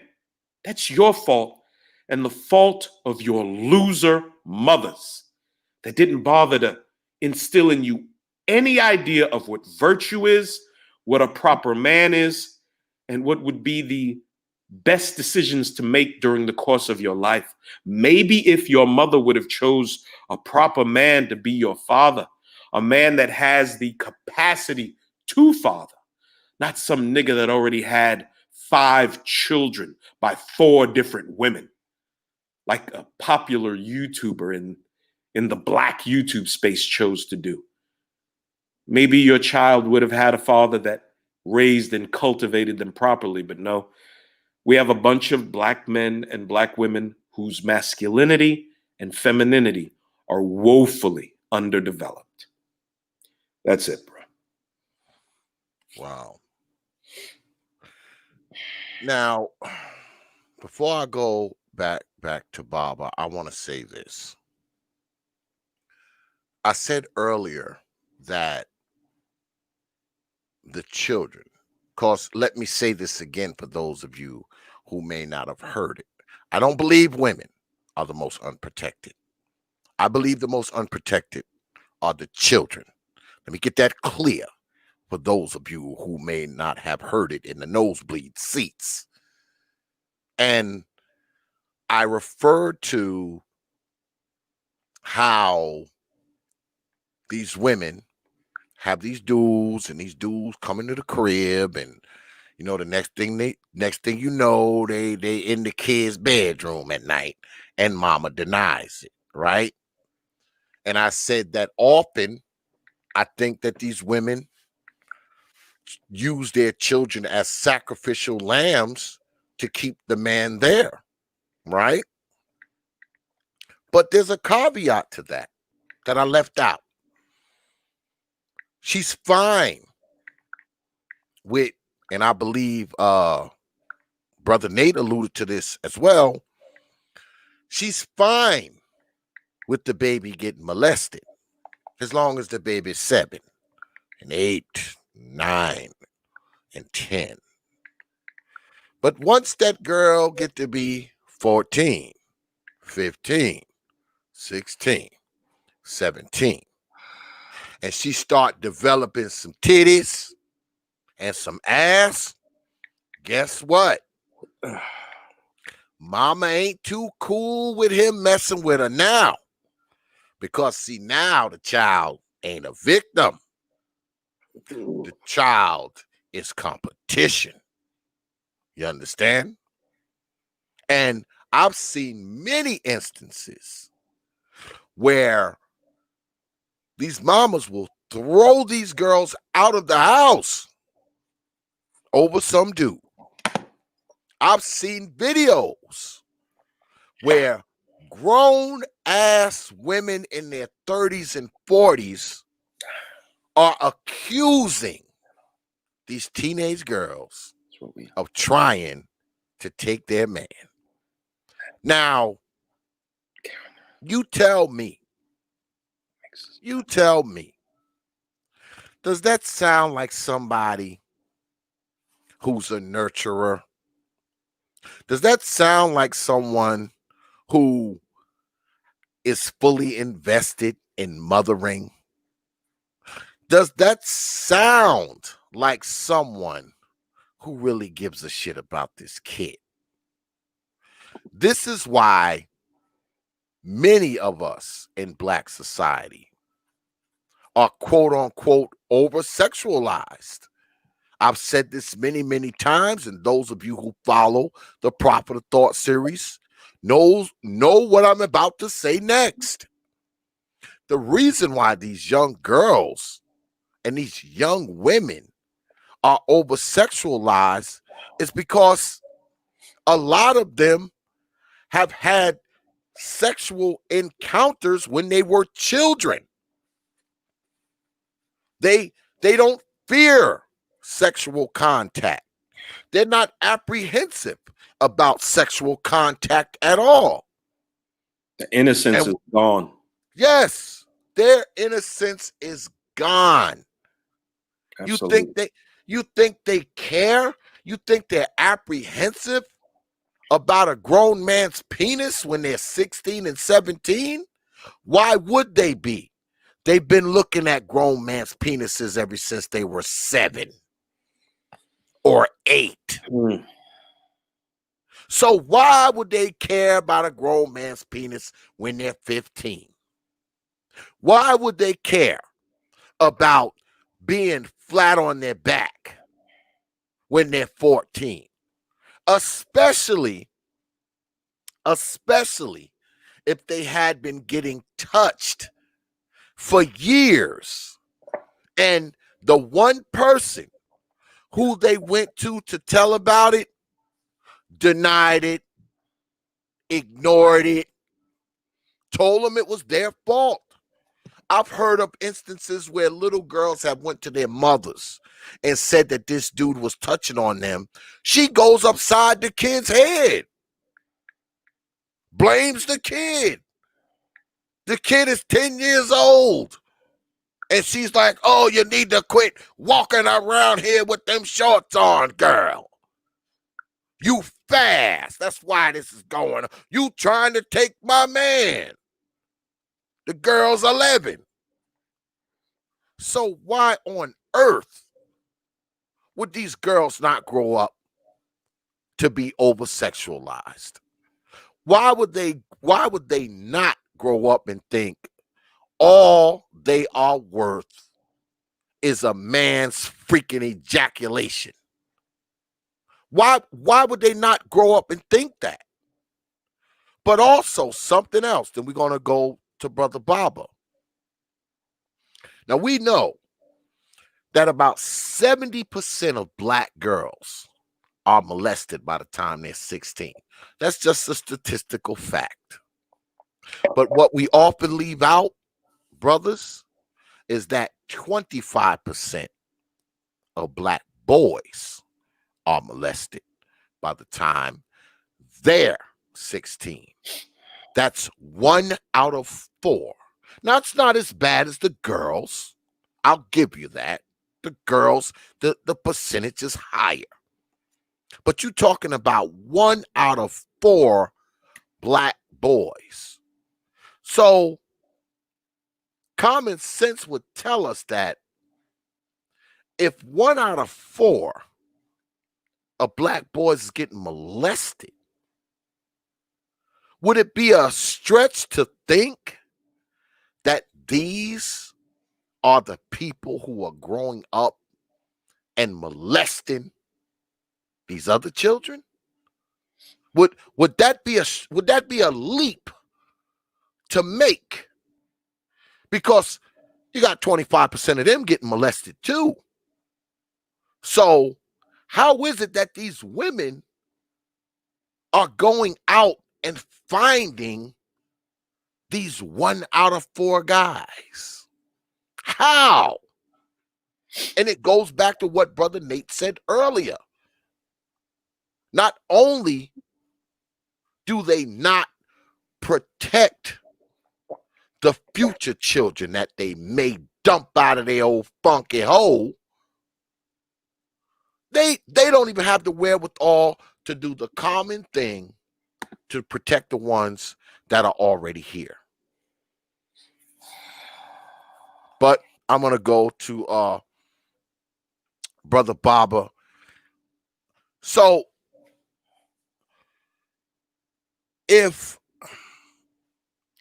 let me ask you this, Brother Baba. The molestation and the the rape that goes on, you say it's comparable over there where you are across the pond. So is it the same far as the little boys go? Are 25% of black boys molested across the pond? Is it 70% of black girls across the pond that are molested over there, Brother Baba? No, it's slightly less. I'm not sure on the exact figure, but I believe it's less because of the fact that because so many black boys are dating out. You know what I mean? So a lot of black men are getting with like white and other non-black women. So in essence, they're breaking that cycle. I mean, so I believe it's slightly less, but it's happening, but not on the same scale as in the United States, man. But yeah, this is bad. This is bad news, man, because when you think about it, because I remember I saw a video. There was a video of some chick who got she got thrown into a dumpster, and no one. It's like you got black women. What they turn around and said is, well, oh look, so you look at you black men, you see how you treat these black women and all this business and so on and so forth. Like, but there was another video that came out where it showed the full story of how this 30-year-old woman was molesting this 14-year-old boy. I mean, and that's the reason she was thrown in the trash can. But of course, black women left that out.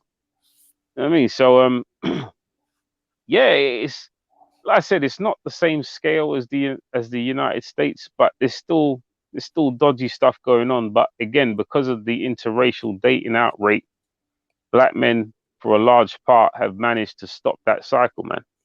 I mean, they recognize, you know what, these women are dysfunctional. They grow up with their mothers. They're abused by their mothers. They're kicked out of the house early in the morning. The mother goes to work. The boy just has to go and hang around on the street. I mean, that's how a lot of these boys get involved in gangs. I mean, hangs about on the street till the mother gets home, but the daughter's got the luxury of staying in the house. I mean, so the dynamics are slightly different over here. I mean, but there's definitely still an issue. There are definitely still issues to deal with. But that abuse is a serious beast, man. Yeah, but the man that I just I can't the children bit, man. I'm like, and see, man, that really gets my goat, man. That children, when you start abusing children, man, I don't take too kindly to that at all. I mean, that's one of the reasons why I look upon this modern day black female so harshly, because she's either abusing the children or she's opening the gateway for others to abuse the children that are in her care. I mean, that's something else, man. That's something Yeah. else. And then, but they're gonna tell you when you start calling her out, and they're gonna try and turn around and tell you, oh, but your mama black. I'm like, well, wait a minute. That's one of the first places where black children, will get some kind of abuse. You know what I mean? If you look at black boys, for example, typically the first black female who shows them abuse and just rotten and foul behavior is typically their mother. So the mother they grew up with has shown them foul behavior. But then you're gonna turn around and say, "But your mother's black." But you know what I mean? You need to respect your mother, man. Your mother raised you. Nah, these black women don't raise children, man. They don't raise children at all. I mean, I know with my mother, it was other people who raised me. It wasn't her. I told her this to her face. I said, "You didn't raise me. You were just working all the time." I mean, it was other people who raised me, not you. I mean, so yeah. I mean, you see the videos. I mean, you've basically been to households. You walk out on the street. You see how black women, there's just no connection with their children. I mean, they just go through the ritual of, okay, got to feed the child, got to change the child's nappy. I mean, give the child, I don't know, what do you call it? Give the child, put the clothes on the child's back. They just go through certain rituals, but there's no connection, there's no love, there's no bonding with these children, man. I mean, that's why it's so easy. Give it a couple sandwiches here and there. Yeah, exactly. You know what I mean? Standard procedure. I mean, the child, and then the child goes to hug the mother, and now the mother just throws the child across the room. I mean, it's just, there's no bonding, there's no connection, man, whatsoever, man. And I've seen that again. I get to see it all here because I get to see black people from across the globe in the United Kingdom, and it's the same thing. The same thing, man. You view the African woman; she's doing the same thing. Beat the child, just beat that child profusely, man. I mean, thinks, oh yeah, got to do it. I mean, yeah, for some reason, I don't know what it is with, especially when it comes to because I remember I went to a black school. It was an all black school, a private school, and I remember like there'll be sometimes where the boys, they'll be bragging about whose mother is the most brutal when it comes to the punishment. And oh, my mother did this to me. Oh no, my mother uses this on me and all that, and so on and so forth. But back then we thought it was normal behavior. But now looking at it, it's like, no, that's serious dysfunction. I mean, so yeah, it's something else, man. It's like with the UK, it's more, there is the sexual abuse aspect, but like I said before, it's not as great as the United States because of the dating out ratio is a lot higher. I'm not sure what it is for the United States. I mean, some people saying it's about 25%, some people saying 30% upwards, you know what I mean? But obviously over here in the UK, it's 55%. So the dating out ratio has kind of curbed that to where black men have said, you know what, we are not dealing with these black women. We grew up with them. We know what they're like. I mean, and we're going to go in a different path. So wait a minute, Brother Baba. Are you saying that part of the cure of black children not being abused is not ejaculating inside of black women? Is that what you're saying, Baba? Oh, man, you already know that's what I'm saying, man. You already know that, man. You know what I mean? That's straight. That's straight, man. You know what I mean? Again, at the end of the day, it's like you got to find a quality woman, and like what we see in black society is that, I mean, the amount of quality black females is practically slim to none. I mean, and then you've got the issue of again, this white male worship with this black female, man. I believe the African woman is the worst when it comes down to it. But again, we only have to look at this DJ Kid situation. I mean, with this guy, this man, and it's a case where even if you find a black woman who basically, you know what, she fits all the functional criteria, there's a good chance that she's been ran through by a Brad. You know what I mean? So that's something else to consider. But yeah, I mean, again, it's like I say, look, if you either have to dilute the black bloodline or depart from it completely in order to increase your chances of finding a quality mate. That's been my saying for quite a long time now.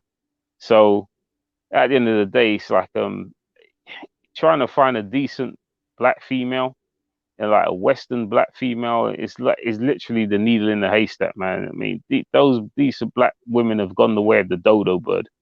I mean, to be honest, again, and if you're gonna go for a black woman, I tend to find that a lot of black men have to settle and compromise on stuff. Like for me, I don't deal with weave. I can't stand weave. The weave is a sign of mental illness. The weave is also this black woman trying to look like the white woman. So why are you trying to look like the white woman? So why shouldn't I go for the original? Why am I going to settle with the knockoff? I mean, there's certain things I don't tolerate, man. I don't tolerate the tattoos. I don't tolerate women being overweight. I don't tolerate the fake eyelashes, which absolutely look repulsive. I can't stand them. I mean, I don't tolerate the long fingernails. And again, these women getting these long fingernails now, I'm thinking, well, hold on a second. When you go to the toilet, how do you wipe yourself properly? You know what I mean? So it's so many dysfunctional habits that a lot of women have picked up, man. But black women are the worst. You know, the worst for it, man. It's like it's almost as if they relish in looking plastic. They relish in looking fake. I mean, I mean, when was the last time you saw a natural woman, man? Natural black woman? I mean, you get a few here and there, but for the majority part, it's weave, heavy makeup, fake eyelashes, long nails, and then you go to the skin bleaching, to particularly with African women. I mean, and then you go into the butt injections and all this business. I mean, it's just a complete and utter mess. But not to say that, what do you call it, other women are not engaging, other women from other cultures are not engaging in that. But it's a prolific problem amongst black women. I mean, black women are the biggest purchasers of these butt injections, and then black women are going to, I mean, like Mike's Mechanics down the road to get their butt basically injected, man. It's like it's just just obsessed with it, man. Yeah, I mean, black women are supposed big to supply. You know what I mean? You know what I mean? And these black women are supposed to come prepackaged with butt. They always bragging about butt this, butt that. I've got butt. Hold on a second. So what are you going to Mike's Mechanics for? To get your butt injections in the back of the garage, man? What's that all about? You know what I mean? So I want to chime in real quick. Go ahead. After this stream is over, I want everybody who's not aware of what black women used to look like, I want you to go watch a Slick Rick video called Hey Young World. And I want you to look at the women in that video. There's not a lick of fake hair, very little makeup, flat stomachs everywhere. I think this song came out 89, 90, I think. Go look at the women in the video, Slick Rick, Hey Young World. Just marvel at how beautiful these women were. Do that. Now, when it comes to the issue of sexual abuse, I'm going to start with adult men and move backward. Okay. Now, we've all heard the Me Too nonsense about how abused and how every single woman in the world gets sexually assaulted every day, multiple times a day.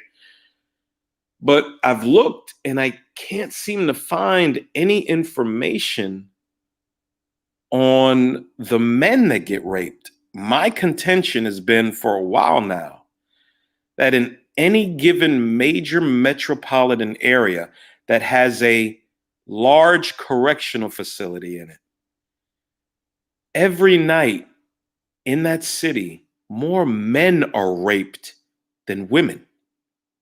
I'd bet my life on it. I can't find any information on that.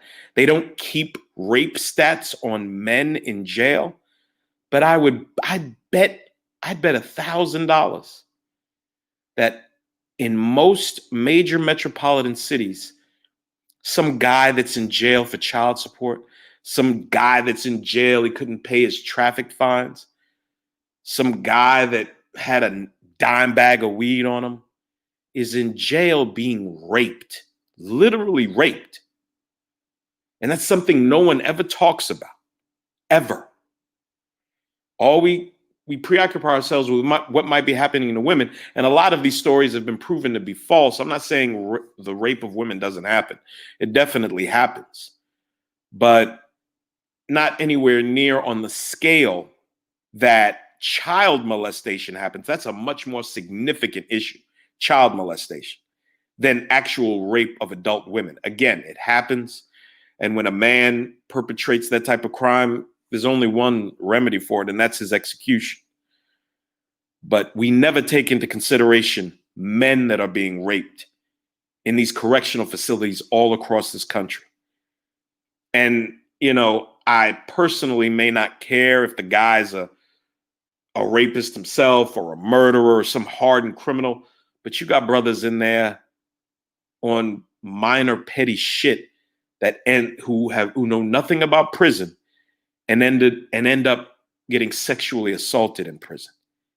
But no one talks about that. Now let's get to our 12 and 13 and 14-year-old boys that, if we're being honest, a lot of these suburbanite white women, 27, 28, 29, 30 years old, are molesting, sexually molesting. I know there's men that'll think, wow, man, that's great. You know, all these sedity, white suburban middle school and junior high teachers and high school teachers, you know, these guys are, you know, good for them. I tend to disagree. If a 13-year-old boy ends up being intimate with a 13, 14-year-old girl, that's one thing. That's inappropriate, but that's something on to itself. But when an adult takes advantage of a 12, 13, 14-year-old boy, in my eyes, it's never okay, period. But we all know everybody, including men, will tend to high five and salute the young lad. And there was even a young man that he had sex with his like 29-year-old teacher. She got pregnant and she took him to court for child support. The boy is 16, 17 paying child support to his 31, 32-year-old baby mama. Incredible. Again, I'm dealing with the broader idea of sexual assault against men not being taken seriously or not being taken under consideration at all. And then we come to the young boys, these adolescent boys. We all know the story of Antoine Fisher, right? We all saw that movie with Denzel Washington. That story is not uncommon. Little boys being taken off by aunts, by babysitters, by adult women in the family. But Black men are largely conditioned just to stand in it with her. You know, you remember Ayanna Van Zant said that, right? You got to learn to stand in it with her. That's why Black women, when there's divorces in Black America, 80% are filed by Black women, 20% by Black men. That's why when Black women balloon up 50, 60, 100, 150 pounds, you'll find Black men staying with them. Now, to me, that's completely unacceptable. But Black men are conditioned to stand in it with her. And that's what we do. Our stories of abuse, especially sexual abuse, we don't even have the courage to bring them up ourselves for the fear of ridicule and and ostracization. We won't bring it up oftentimes. I don't have any personal stories about that myself, but I know guys that have. They can barely talk about it. They just learn to deal with it. Like a lot of black boys do. They just learn to deal with everything until they lash out, kill your son, rob your mother's house, and steal her television and kill her, or maybe even kill each other over a Facebook post or something. Young men that are completely emotional and completely underdeveloped when it comes to masculinity. And this is what happens when your children don't need a father. This is what happens when you believe you can be the mama and the daddy. That's it. Yeah, check out those stats that we put in there if you think we're BSing about the sexual molestation of black children. Please read those stats. And guess what? Those stats, they come from black networks. So we can't even throw up this, oh, that's the white man data. Nope. Those stats come from black folks. So we have found some black folks data for all of you people who like to shout out, that's the white man data, X. That's the white man's data. So we went and found some black man's data for you. See, we aim to please here at the T.P.O.T. YouTube page. All right. We're about to wrap this up. I appreciate Brother Nate tonight. He dropped some jewels and he dropped a personal story on us. Y'all should appreciate that, you Negroes. Brother Baba, always a showstopper when he comes here, man. I appreciate both of you brothers, man. Any parting shots, man, before we get up out of here? Go ahead, pull the trigger. Baba, you can go first. Okay. Cheers, bro. Yeah, man. It's like this issue of abuse, man. It's a very profound issue in black society, man. I mean, and like the more people continue to deny it, I mean, the longer it will continue to just perpetuate, man. I mean, but yeah, at the end of the day, at some point we have to take a stand. Now, obviously, you've got those who are apologists for the abusers. They have to be called out. And what you can do as an individual is you can put a stop to it. Now, whatever way you try to do that is like, it's up to you. Like with me, I basically said, okay, well, you know what? Since I see the way these black women are just abusing children, you know what I mean? Like I'm personally going to stay away from them. And that's what I've done. I stopped dealing with black women over 15 years ago and I've never looked back since. I mean, so again, I'm not saying that women of other nationalities are perfect, but by and large, overall, they're better options. And to be honest, when you start dealing with dealing with women who come from countries that are more patriarchal and traditional, I mean, it's the closer you can get to a classic woman. But this modern day black female is just not traditional at all, man. She just takes pleasure in abusing children, doesn't like the children, looks upon the children as a burden and a curse. I mean, the children remind her of who she is. I mean, the children remind her of who she slept with. It's just a complete mess, man. Complete mess. But the first stage is stop the denial, man. Stop the denial, because at the end of the day, we got black guys who they're so attached to this black female that rather when they hear this kind of truth coming out, rather than just, you know what, falling on their knees and saying, you know what, this is true, man. I mean, this is true. What they'll do is they'll attack the messenger, man. I mean, that kind of business has to stop. At the end of the day, it's not helping anyone whatsoever, man. But yeah, I agree with you, X, man. The most unprotected are the children, man. I don't want to hear about this black women are the most unprotected and all this crap. I mean, because I notice a lot of these clowns like to quote Malcolm X when he said, yeah, the black woman is the most unprotected, or something to that effect. But at the end of the day, now it's like, again, the women that Malcolm X was dealing with in his time are very different from the black women that we have in 2020. It's completely different. But even then, I agree, the most unprotected are the children, man, especially today. I mean, we got to look out for the children, man. So, I mean, yeah, I appreciate X, appreciate for having me on, man. I mean, it's always great to come Absolutely. on there. But it's, yeah, I mean, it's obviously the time zone is a beast for me. I know that's rough. Notice I hit you up like a week ago. Like, What Yeah, time yeah. is it? What time is it right now? Oh, it's 4:45 in the morning over here now.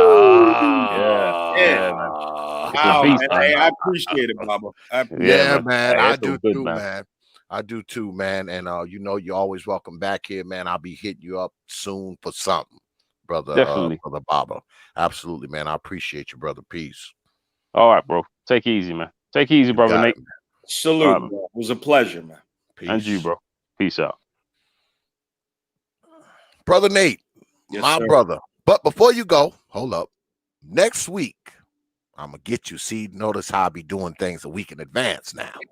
Next week, Thursday, I'm trying to gather a bunch of brothers together who have custody of their children or had Oh, custody of wow. their children.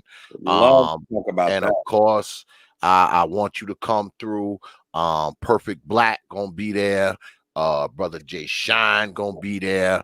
And I'm trying to get a few other brothers, and you know, we're gonna chop it up about, you know, care, custody, control, child support, all that shit. So I need you to be there, brother. Absolutely. What time? Do you know yet? We'll probably do that Just at 9. text me. Just text me. All right, I got you. Or I'll call you or something. I got you. Yeah, absolutely. As long as it's like a Tuesday or Thursday, man, I'm good. Yeah, it'll be Thursday. I'll hit you up like a day before, but you know, I'll probably be rapping with you by then. But you know, I'm just putting it in your ear now. Absolutely. You know, so I'd love to be a part of that panel, man. my man. So, but go ahead, parting shots. You know, full disclosure, I date black women. I'm still attracted to black women. I am extremely selective. I have something called my 5 non-negotiables for any woman that wants consideration for anything other than dating and, you know, being an acquaintance, coming through and spending some time or whatever. And the 5 non-negotiables are: she has to be physically fit, feminine, cooperative, convivial, and submissive. Now, you can imagine how difficult it is to find a black woman with all those qualities. And it's getting harder and harder to find an American woman with those qualities, to be honest with you. But if I'm being completely honest, it's very difficult to find a black woman with all 5 of those characteristics. And I've asked black women before, I said, am I asking for too much? You know, is this unreasonable? I was on Facebook once, right? And like, I'll go into the Lion's Den, like on Fly Nubian Queen, when they post some crazy shit. I'll go in there and just ask a question. Like if they put up a post like, you know, girl, make sure he's the man he says he is. You deserve the moon, the sun, and the stars, or some stupid shit. I'll go in there and I'll just like put a statement in there, and it'll, you know, the hive comes and attacks, and I'll just pick them off, you know, one by one. And this black woman asked me, she said, well, what do you want from black women? What do you even want from us? And I said, I would like black women to be physically fit, feminine, cooperative, convivial, which just means a pleasure to be around, and submissive. Period. I said, am I asking for too much? Question mark. You know what she said, Xavier? She said, yes. She said, you're asking black women to adhere to European beauty standards. My mouth dropped. I was like, what? Asking a black woman to be physically fit and feminine is asking her to adhere to European beauty? What are you? I didn't even argue with her. I said, thank you. I appreciate your response. Now, this is not all Black women. This one woman doesn't represent all Black women, of course, but she represents more than just herself. I can assure you of that. And, Black women are going to have to work out their issues. Attempting to change them is an exercise in futility, largely. I think primarily the most hope is going to be in these younger women who look around at the wreckage and carnage that is the women in their lives, their mother, their aunts, their cousins, their co-workers, their acquaintances, their girlfriends. And they're going to have to say to themselves, I don't want no part of this. I don't want any part of this shit. Tommy Sotomayor did a presentation I watched maybe a few weeks ago. And he said that, it was the Megan Thee Stallion thing and her idiotic statement that, Black women aren't protected. Yeah, a woman that talks about how she's the boss bitch. You ain't going to tell her shit. She'll fuck any man she wants. Is in need of protection. Yeah. Amazing, these women. Absolutely amazing how absolutely contradictory many of them are. But, you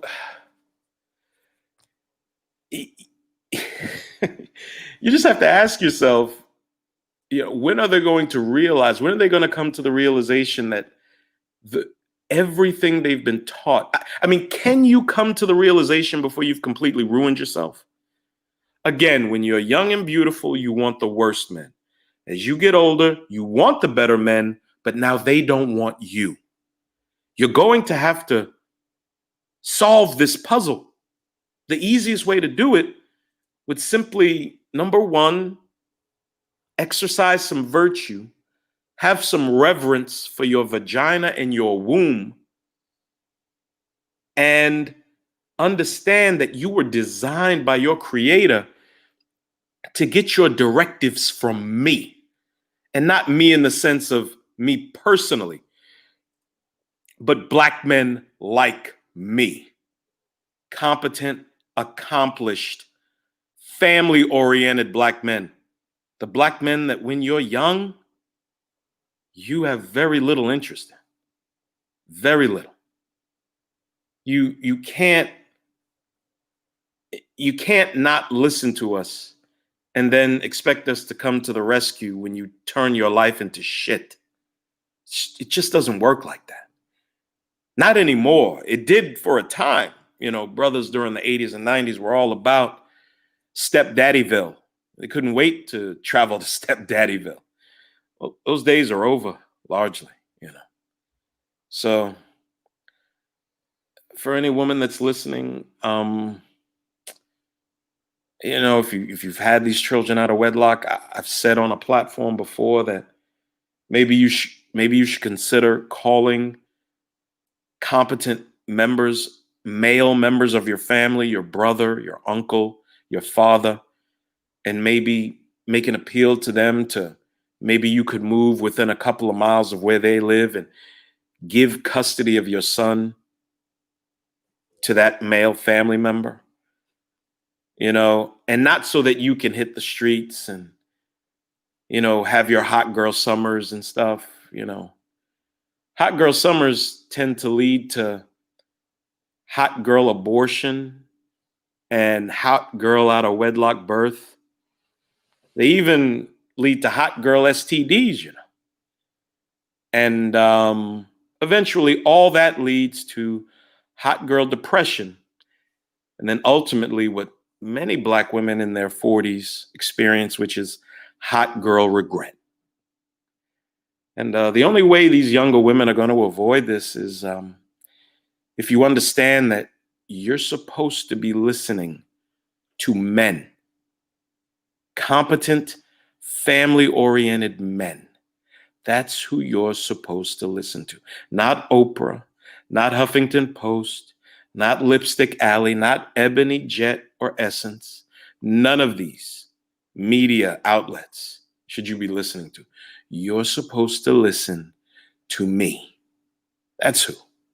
And if you did, your life would be completely different. Completely different.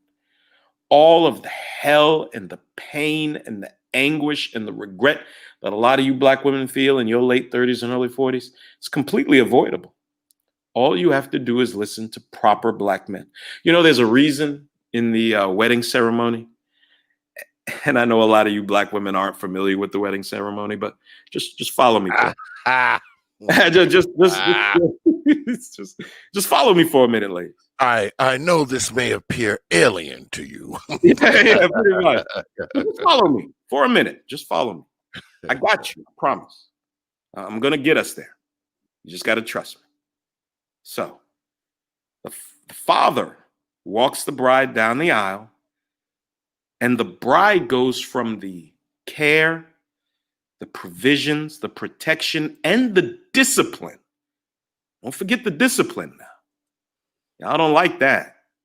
But even the discipline of the father hands his daughter, he gives her away to the groom to go under his care, provisions, protection, and discipline when necessary. Now, I'm not talking physical, just calm your asses down. I'm talking about checking you on your fucking stupidity. I'm talking about not giving a shit about your feelings.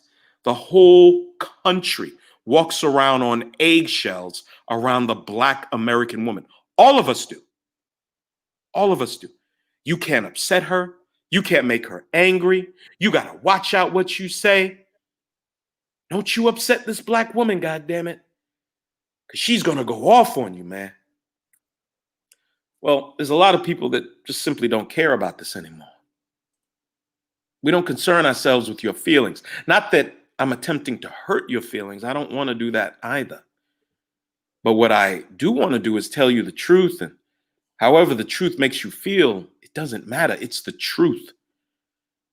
And I can line up a litany of statistics from the STD rate, out of wedlock birth, obesity, new AIDS cases, promiscuity, sexual partners,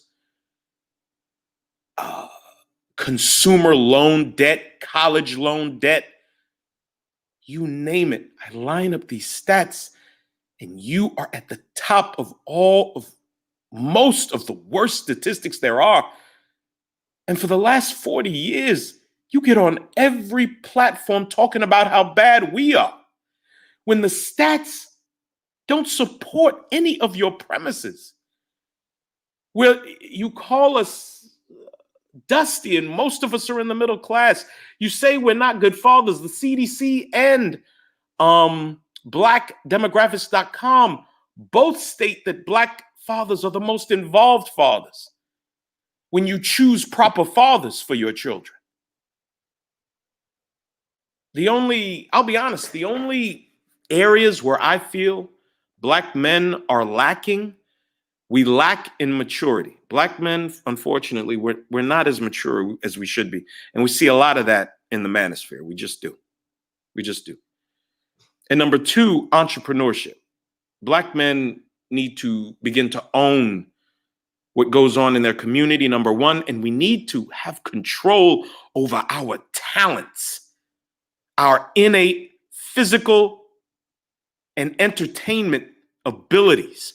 We should have complete control over those, but we don't. We do have areas where we lack that need to be addressed, but most of the nonsense that's been spoken by these women for the last 40 years are just lies. They are complete fabrications based on their own anecdotal instances and the decisions that they've made. I've proven 17% of black men are the ones responsible for all these out of wedlock births. I gave you my anecdotal experience in high school with the 5 black girls, the little rider boot clique. Let me give you another before I close out. Y'all familiar with Ayanna Van Zant, right? In 2014, she did a show where she highlighted a black bastard baby-making father in Memphis who had like 12 children with 10 women. Insane. Played almost no role in any of the children's lives. The boys, the girls all suffered because of it. The show was such a hit that I think 1 or 2 weeks later, she had a studio audience in Memphis. You can see the show on YouTube, I believe. You can see the clip I'm talking about. And my final point is going to be this, that Ayanna on her show had 6 black men that had 87 black children with 50 black women, not 15, 50, making a number. 87, not 8 and 7 making 15, no, 8 and 7 making its own number. 6 black men, 87 children with 50 women. How does this happen? I'll tell you how it happens. You have a group of women that hear that these niggas are cocksmiths and want to be with them. And then we have another group of women that don't qualify for anything more than those types of men. When all of these problems could be solved by black women being taught from their adolescence what type of men to be with, even if you as their mother made a mistake, have the courage to be honest with your daughters and tell them what type of men they should be interested in. Tell them to ignore their stupid girlfriends, the ridiculous leftist American culture, pop culture, and you do what is best for you. That's one way to solve it. The other way is by black women in their adulthood deciding to qualify themselves for the type of women that will allow them to have their children on the trampoline in the backyard, dad out in the backyard barbecuing, you're in the house getting all the cold dishes ready for dinner. If that's the life you want, it's not coming to you unless you're qualified for it. Thank you, Brother Xavier. Absolutely. Anytime, my brother. And like I said, next week, a week from now, I need you to be up on the panel because you know you're my brother, man, and your input is always welcome on the T.P.O.T YouTube page. You know you're my brother, man. Always, bro. Always. All right. I appreciate it, man. I appreciate you coming through, man. Spending some time with me, my brother, man. Peace. Salute, man. I'm going to hit you up. Yeah, we're going to wrap this thing up. And I want to focus on, before I get out of here, let me turn my camera on. Before I get out of here, I want to focus on brother. I don't know why I'm pointing over here because the chat room's here. I want to focus on my man, infantry skills. Now, a lot of people have a problem with infantry skills, but me, I do not. As you can see, he has a wrench in my channel. But I got to give you some pushback on this, brother infantry skills, because you dropped some hardcore shit in this chat room, and I respect your knowledge and your intellect. But you wrote that the stats that we put up, a lot of them were conducted in a controlled number, and these people are feminist, right? Feminists trying to make black men look like rapists. But this is what you're not understanding, brother infantry skills.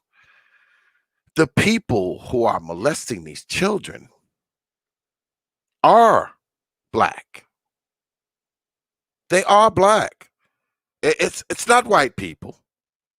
It's not Latinos or Asians. They're black people. They're black people that are doing it. Now, if you want to debate the numbers and the percentages, that's one thing. That's one thing. But these are black people doing this shit to the children, man, mostly. Let's be honest. Let's not try to make it seem like, you know, it's these other kind of people doing it, because we know for a fact that most of the time that when this happened to these babies and they get molested, it's by people within their circle of influence. It's not people dropping out of the sky. It's not some stranger who climbs down the chimney. It ain't Santa Claus coming in there, raping the kids, then going back up the chimney and getting on his sleigh, and you never see him again till next Christmas. No, it's mama's boyfriend, it's stepdad, it's grandpa, it's auntie, it's Uncle Jimmy. Okay, we can debate the numbers. Fine, we can debate the numbers. As a matter of fact, what I'm going to do is I'm going to pull up some of the stuff that I've read, because, you know, I got this shit. I got paperwork, I got studies, I got all that shit, and I'll have it for you. I'll email it to you if you want me to. All right, I'll email it to you. But we got to admit that it's not other people doing this shit to these babies, man. It's black folks. That's all I'm saying. All right, that's all I'm saying. No, I'm not trying to paint all black men as sexual predators. Absolutely not. It's a small percentage of men. Probably that small percentage of men who were raped and molested when they were children. I'm not saying that it's all dudes. No, of course it's not. But somebody's doing it. Some men are doing it, right? Can we agree on that? All right. Can we agree on that? That there are men out there who are doing this shit to these children, right? And when it comes to black children, I'm pretty sure the majority of these men doing it to these children are black men and black women. Not white women and white men, not Latino women and Latino men. It's black women and black men doing this shit to black children primarily. Right? Right? Come on now. But far as the numbers and the percentages and all that shit, we can deal with that. I mean, we can deal with that. The next time I come up here, I'll have them for you. I'll share the screen, and we can talk about that. All right? All right. So, that being said, notice how I have this picture behind me. Now, every time I see this picture, it's not only disturbing, and it says a lot about how children are treated. Now, Brother Infantry Skills and a few others, it's not 70%, it's not 60, it's only 20, 25, it's 30. I don't give a shit if it was 1%. This shit here shouldn't be happening. Shouldn't be happening at all. Because if this was my baby that this hoe was standing on, her black ass probably be dead. She'd probably be dead.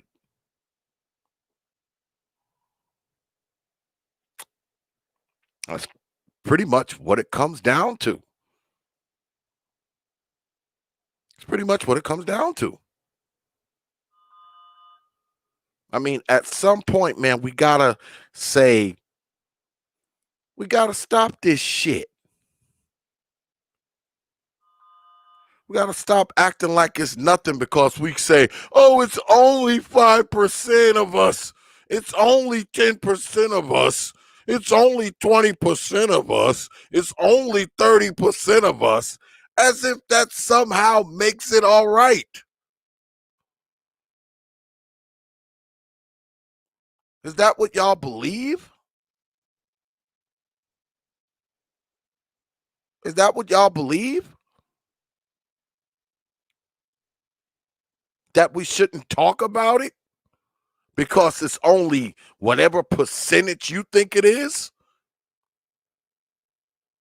For argument's sake, let's say it's only 5%. Let's say it's only 5%.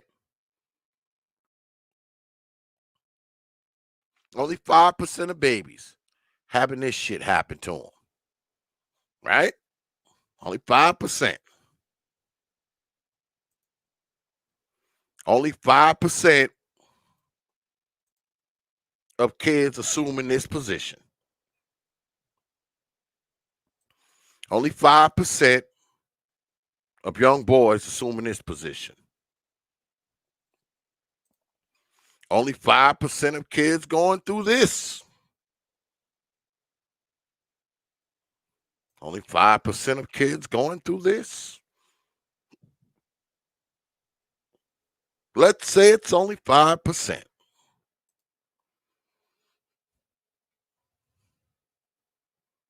Are we better off?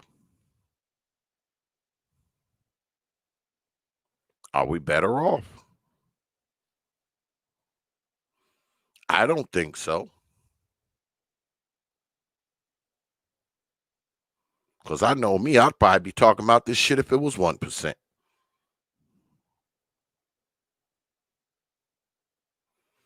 Because like the title of this here live stream says, they're the most unprotected, man. And the sad thing is, usually, they're the most unprotected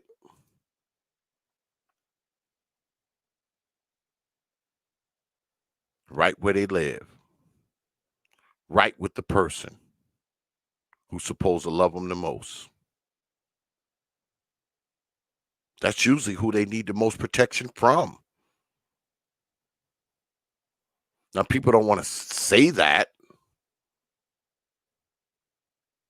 People don't want to admit that because, you know, our mom is God. She had us. We were in her stomach for 8, 9 months. Her body nourished us. She fed us. Let us live in her house. Anything she does, we must excuse it.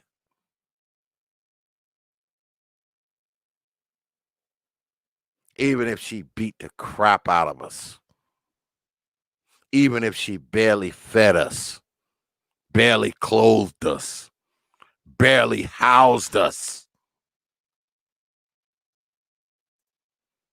Even if she put her men in her shoes and her dresses and going to the club. Even if she put all of that in front of us. None of that matters. She's mama. She had us. You know, she did the best she could. And it's amazing that many of us think that way about our old mama. Because let's be honest, some of our mamas wasn't shit. We know it. And it's usually the people who had the most ain't shit mama are the ones always raising the banner the most. Knowing your mama abused the shit out of you when you was a kid. Knowing your mama starved your black ass when you was a kid. Knowing your mama went across your head with that broomstick, that mop handle, whatever else she could get her damn hands on. Your mama treated you worse than I treat my fucking dog out in the backyard. My dog has a nice dog house. He eats very well every day. He's up to date on his shots. He don't starve. He don't get beat. None of that. But how many of you out there can say that about yourself when you were a kid? Can you say I didn't get beaten? Can you say I never starved? Can you say I had proper provisions and shelter when I was a kid? But my dog, if he could talk, he could come in this house and say all that shit. He could come in here and say all that.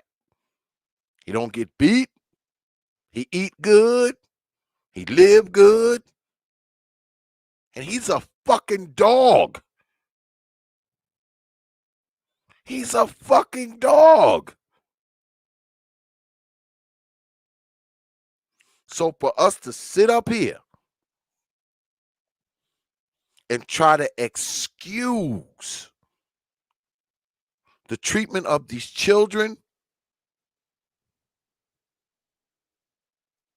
is just absurd.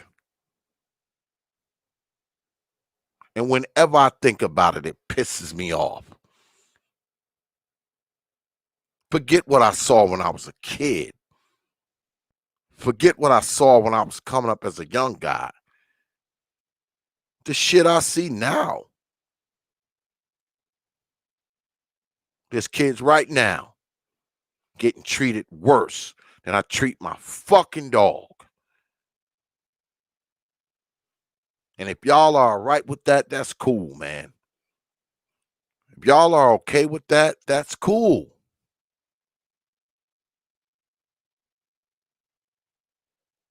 But I'm not. I'm never going to be okay with it. I'm never going to think it's cool. I'm never going to think it's all right.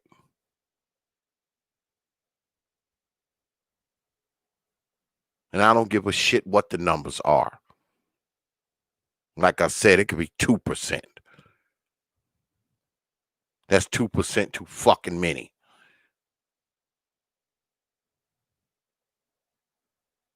And shit like that affects us, man. That kind of shit affects black folks.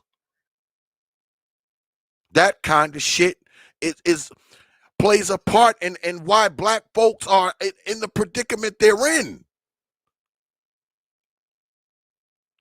You trying to tell me you got all these black people going through this bullshit and it has no effect on us whatsoever? We just get over it, as people want us like to say. Oh, just get over it. Your mama beat your brains out for 15 years. Just get over it. Your mama's boyfriend raped you. Just get over it. Your mama dropped you off at your grandmama's house and didn't come back for 5 years. Just get over it.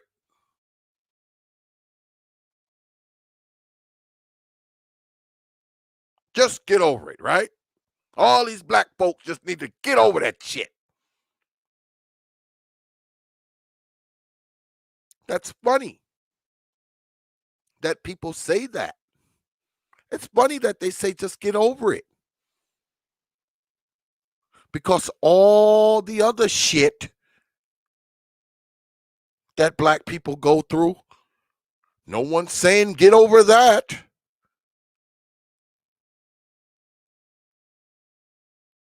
No one's saying get over that. But this shit happening to black people, we must get over. So I guess getting over things is subjective, right? Some things you get over, some things you don't. Some things you let go, some things you hold on to your whole life. Is that what it is? I mean, tell me. I mean, I don't know.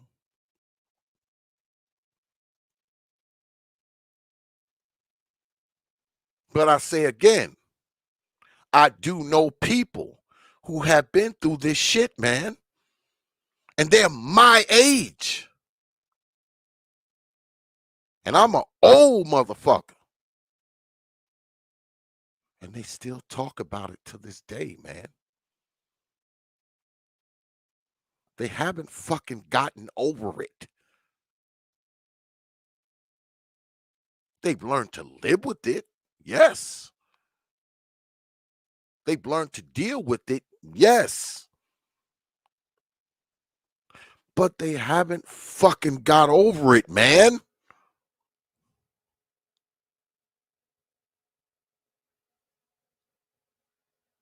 How do you get over something when you're a child? You got shit happening to you that you shouldn't even know about. Shit you shouldn't see. Shit you shouldn't deal with. Shit you shouldn't feel. But you're forced to.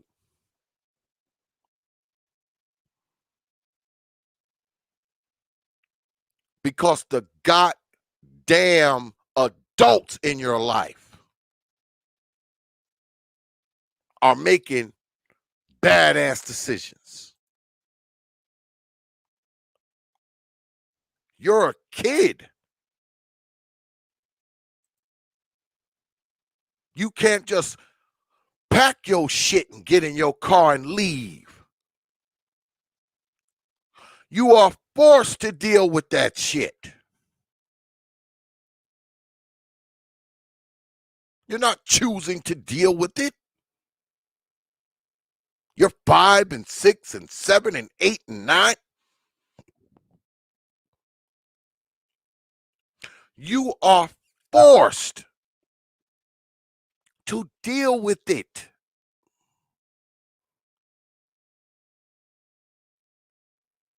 There's nowhere for you to go. There's nothing you can do. You just have to endure it.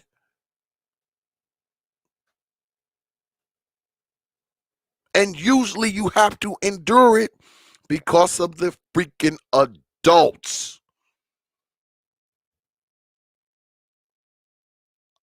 that are around you. The adults that are supposedly responsible for you.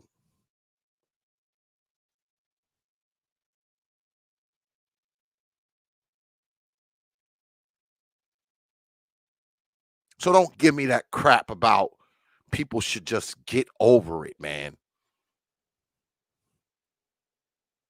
A lot of people wouldn't be able to get over this shit if it happened to them while they were an adult. So how the hell we expect them to just get over it when it happened to them when they were a child?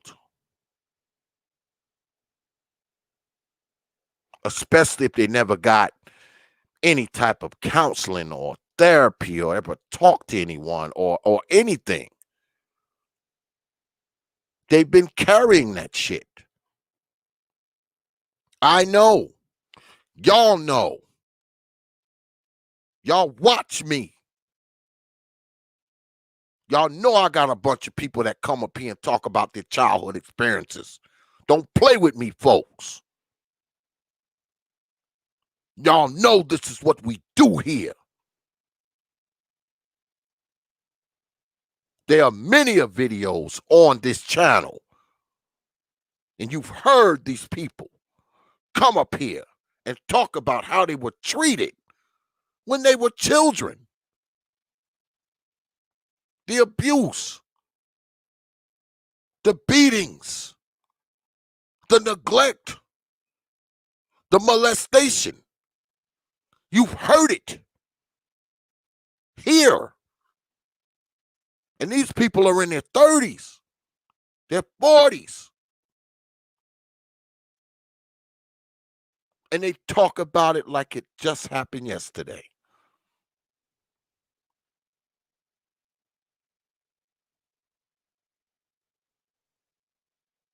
So when we talk about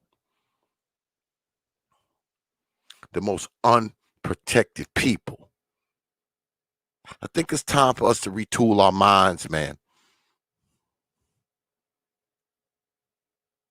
It's time to start retooling our minds. Once again, we get back to the future of Black society. Those little ones are it.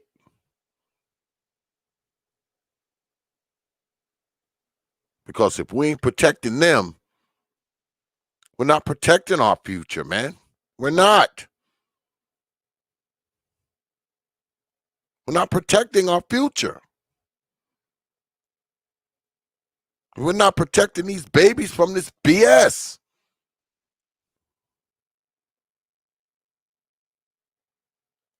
And unfortunately, a lot of these babies aren't protected from their old mammies.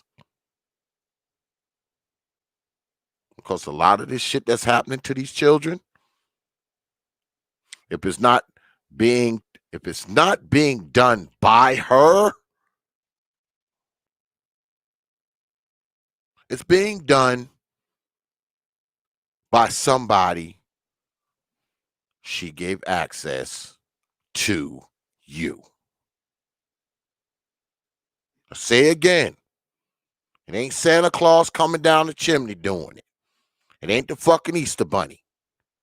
Nope. It ain't Peter Pan flying in your window at night, touching on the kids, then flying back to Neverland. No. It's somebody mama done brought up in the house. It's somebody that's laying up in mama's bed. It's somebody mama done dropped your ass off at. Somewhere mama done left you. Think about it.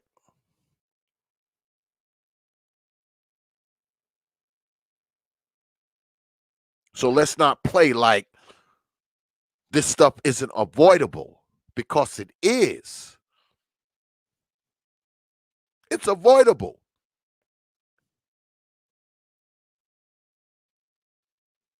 The only thing is, these old mammies ain't avoiding it. They're not avoiding it. In fact, they're denying it's happening. They're blaming it on men.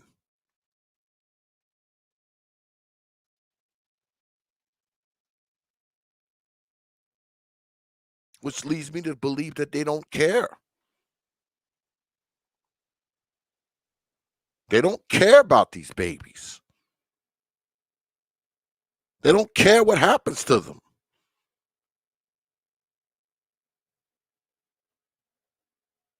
Treat them like property, just like I said. Treat them like property. Treat them like a bicycle or a shoe. Not like humans. Because I believe they are of the mind of, just get over it. I broke that broomstick across your back. Just get over it. I threw your ass down the stairs.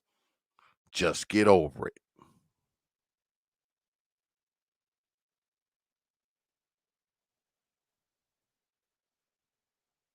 Didn't hardly feed you. Just get over it.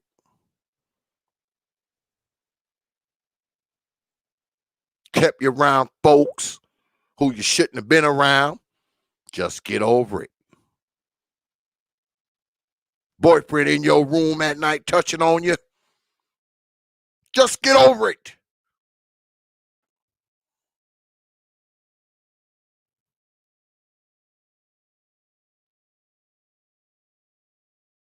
And this comes from the people who claim they are the most unprotected.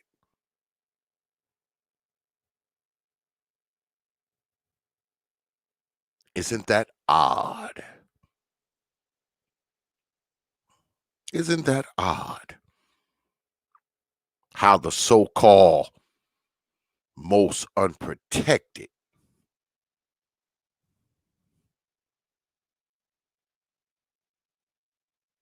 can come and make children feel so unprotected.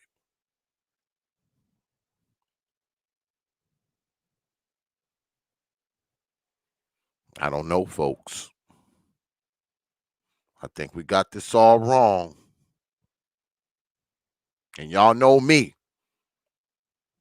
I'm going to continue to talk about this shit. We will continue to discuss it. We will continue to discuss it here on the T.P.O.T. YouTube page. Because I don't think children should just have to get over it.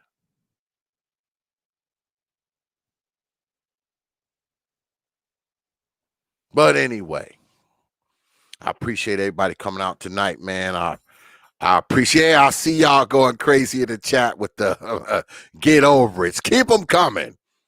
Because I know y'all got some interesting ones because my audience is smart.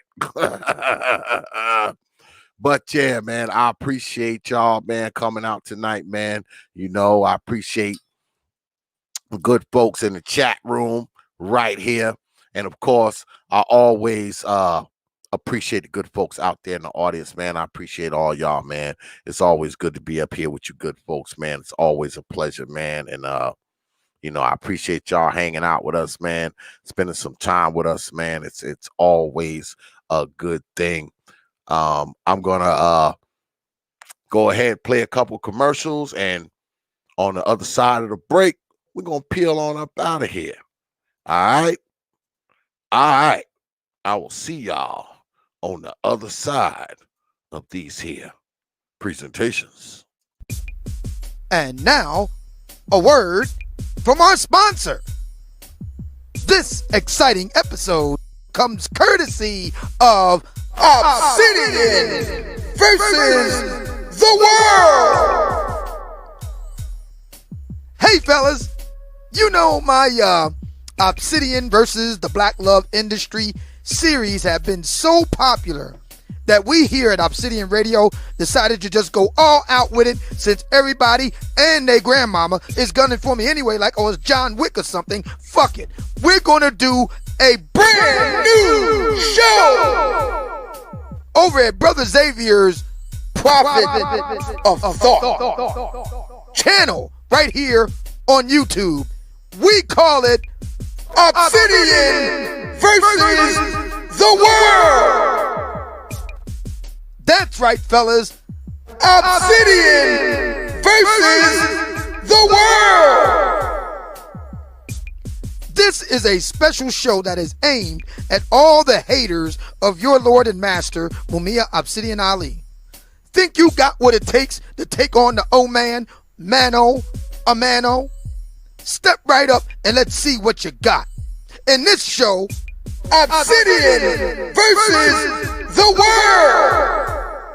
I take on all comers, even up to 4 of you knuckleheads at the same time. That's right. Never before have you seen one man defeat 4 knuckleheads at the same time in rhetorical battle. It all goes down this Saturday at 8 p.m.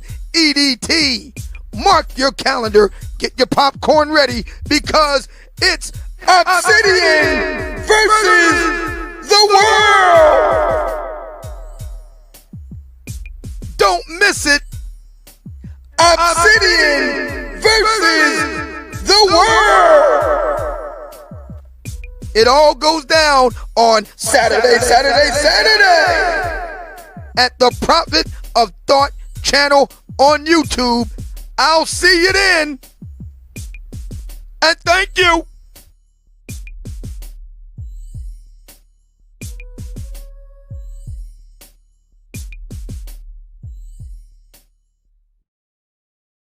Open your mind. Hey guys, T.P.O.T. on Facebook, Instagram, and Twitter. But you knew that already.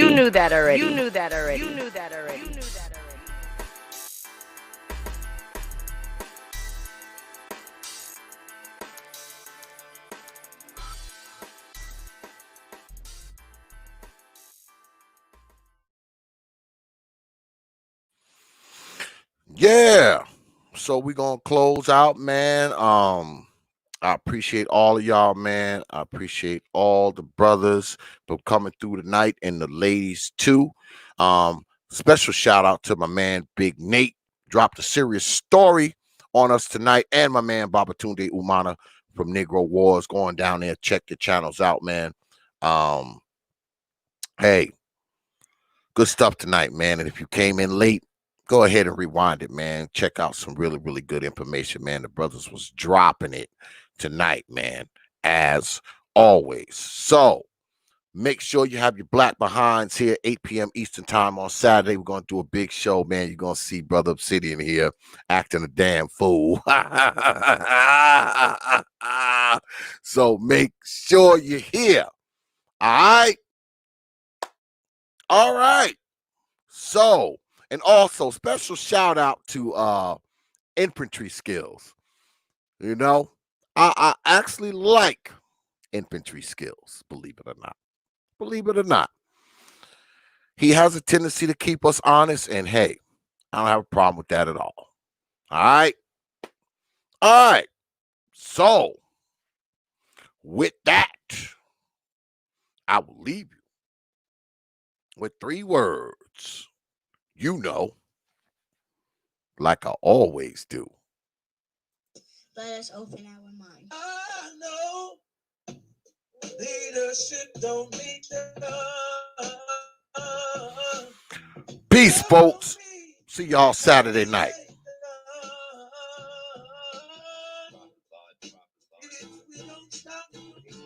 They celebrate, eat caviar, drink champagne. In a parade, they celebrate at the death of a child of a slave. Open our mind, turn up the slave.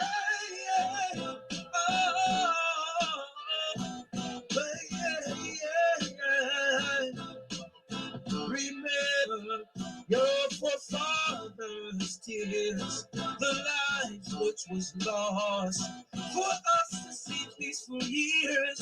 When shots stop, who remains flat?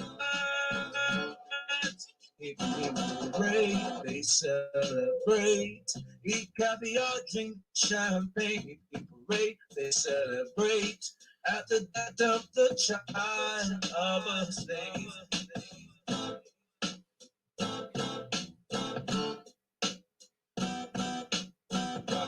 Proper thought. Open our mind.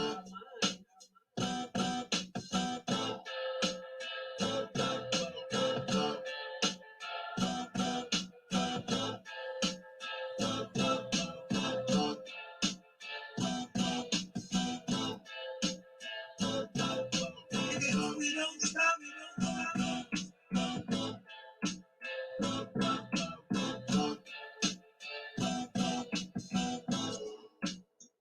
Open our mind.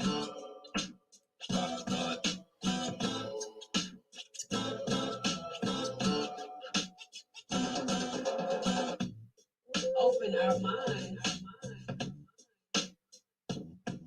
The a child of a slave.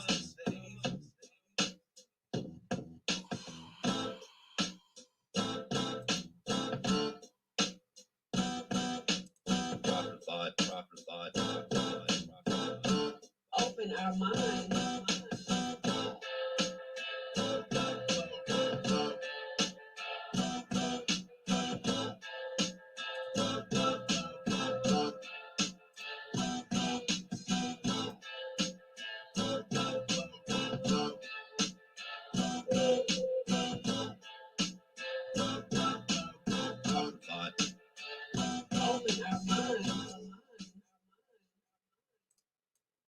Only from the Prophet of Thought series media.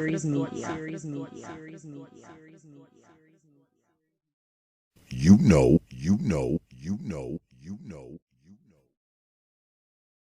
Open your mind. Open your mind. Open your mind. Open your mind. Open your mind. Open your mind.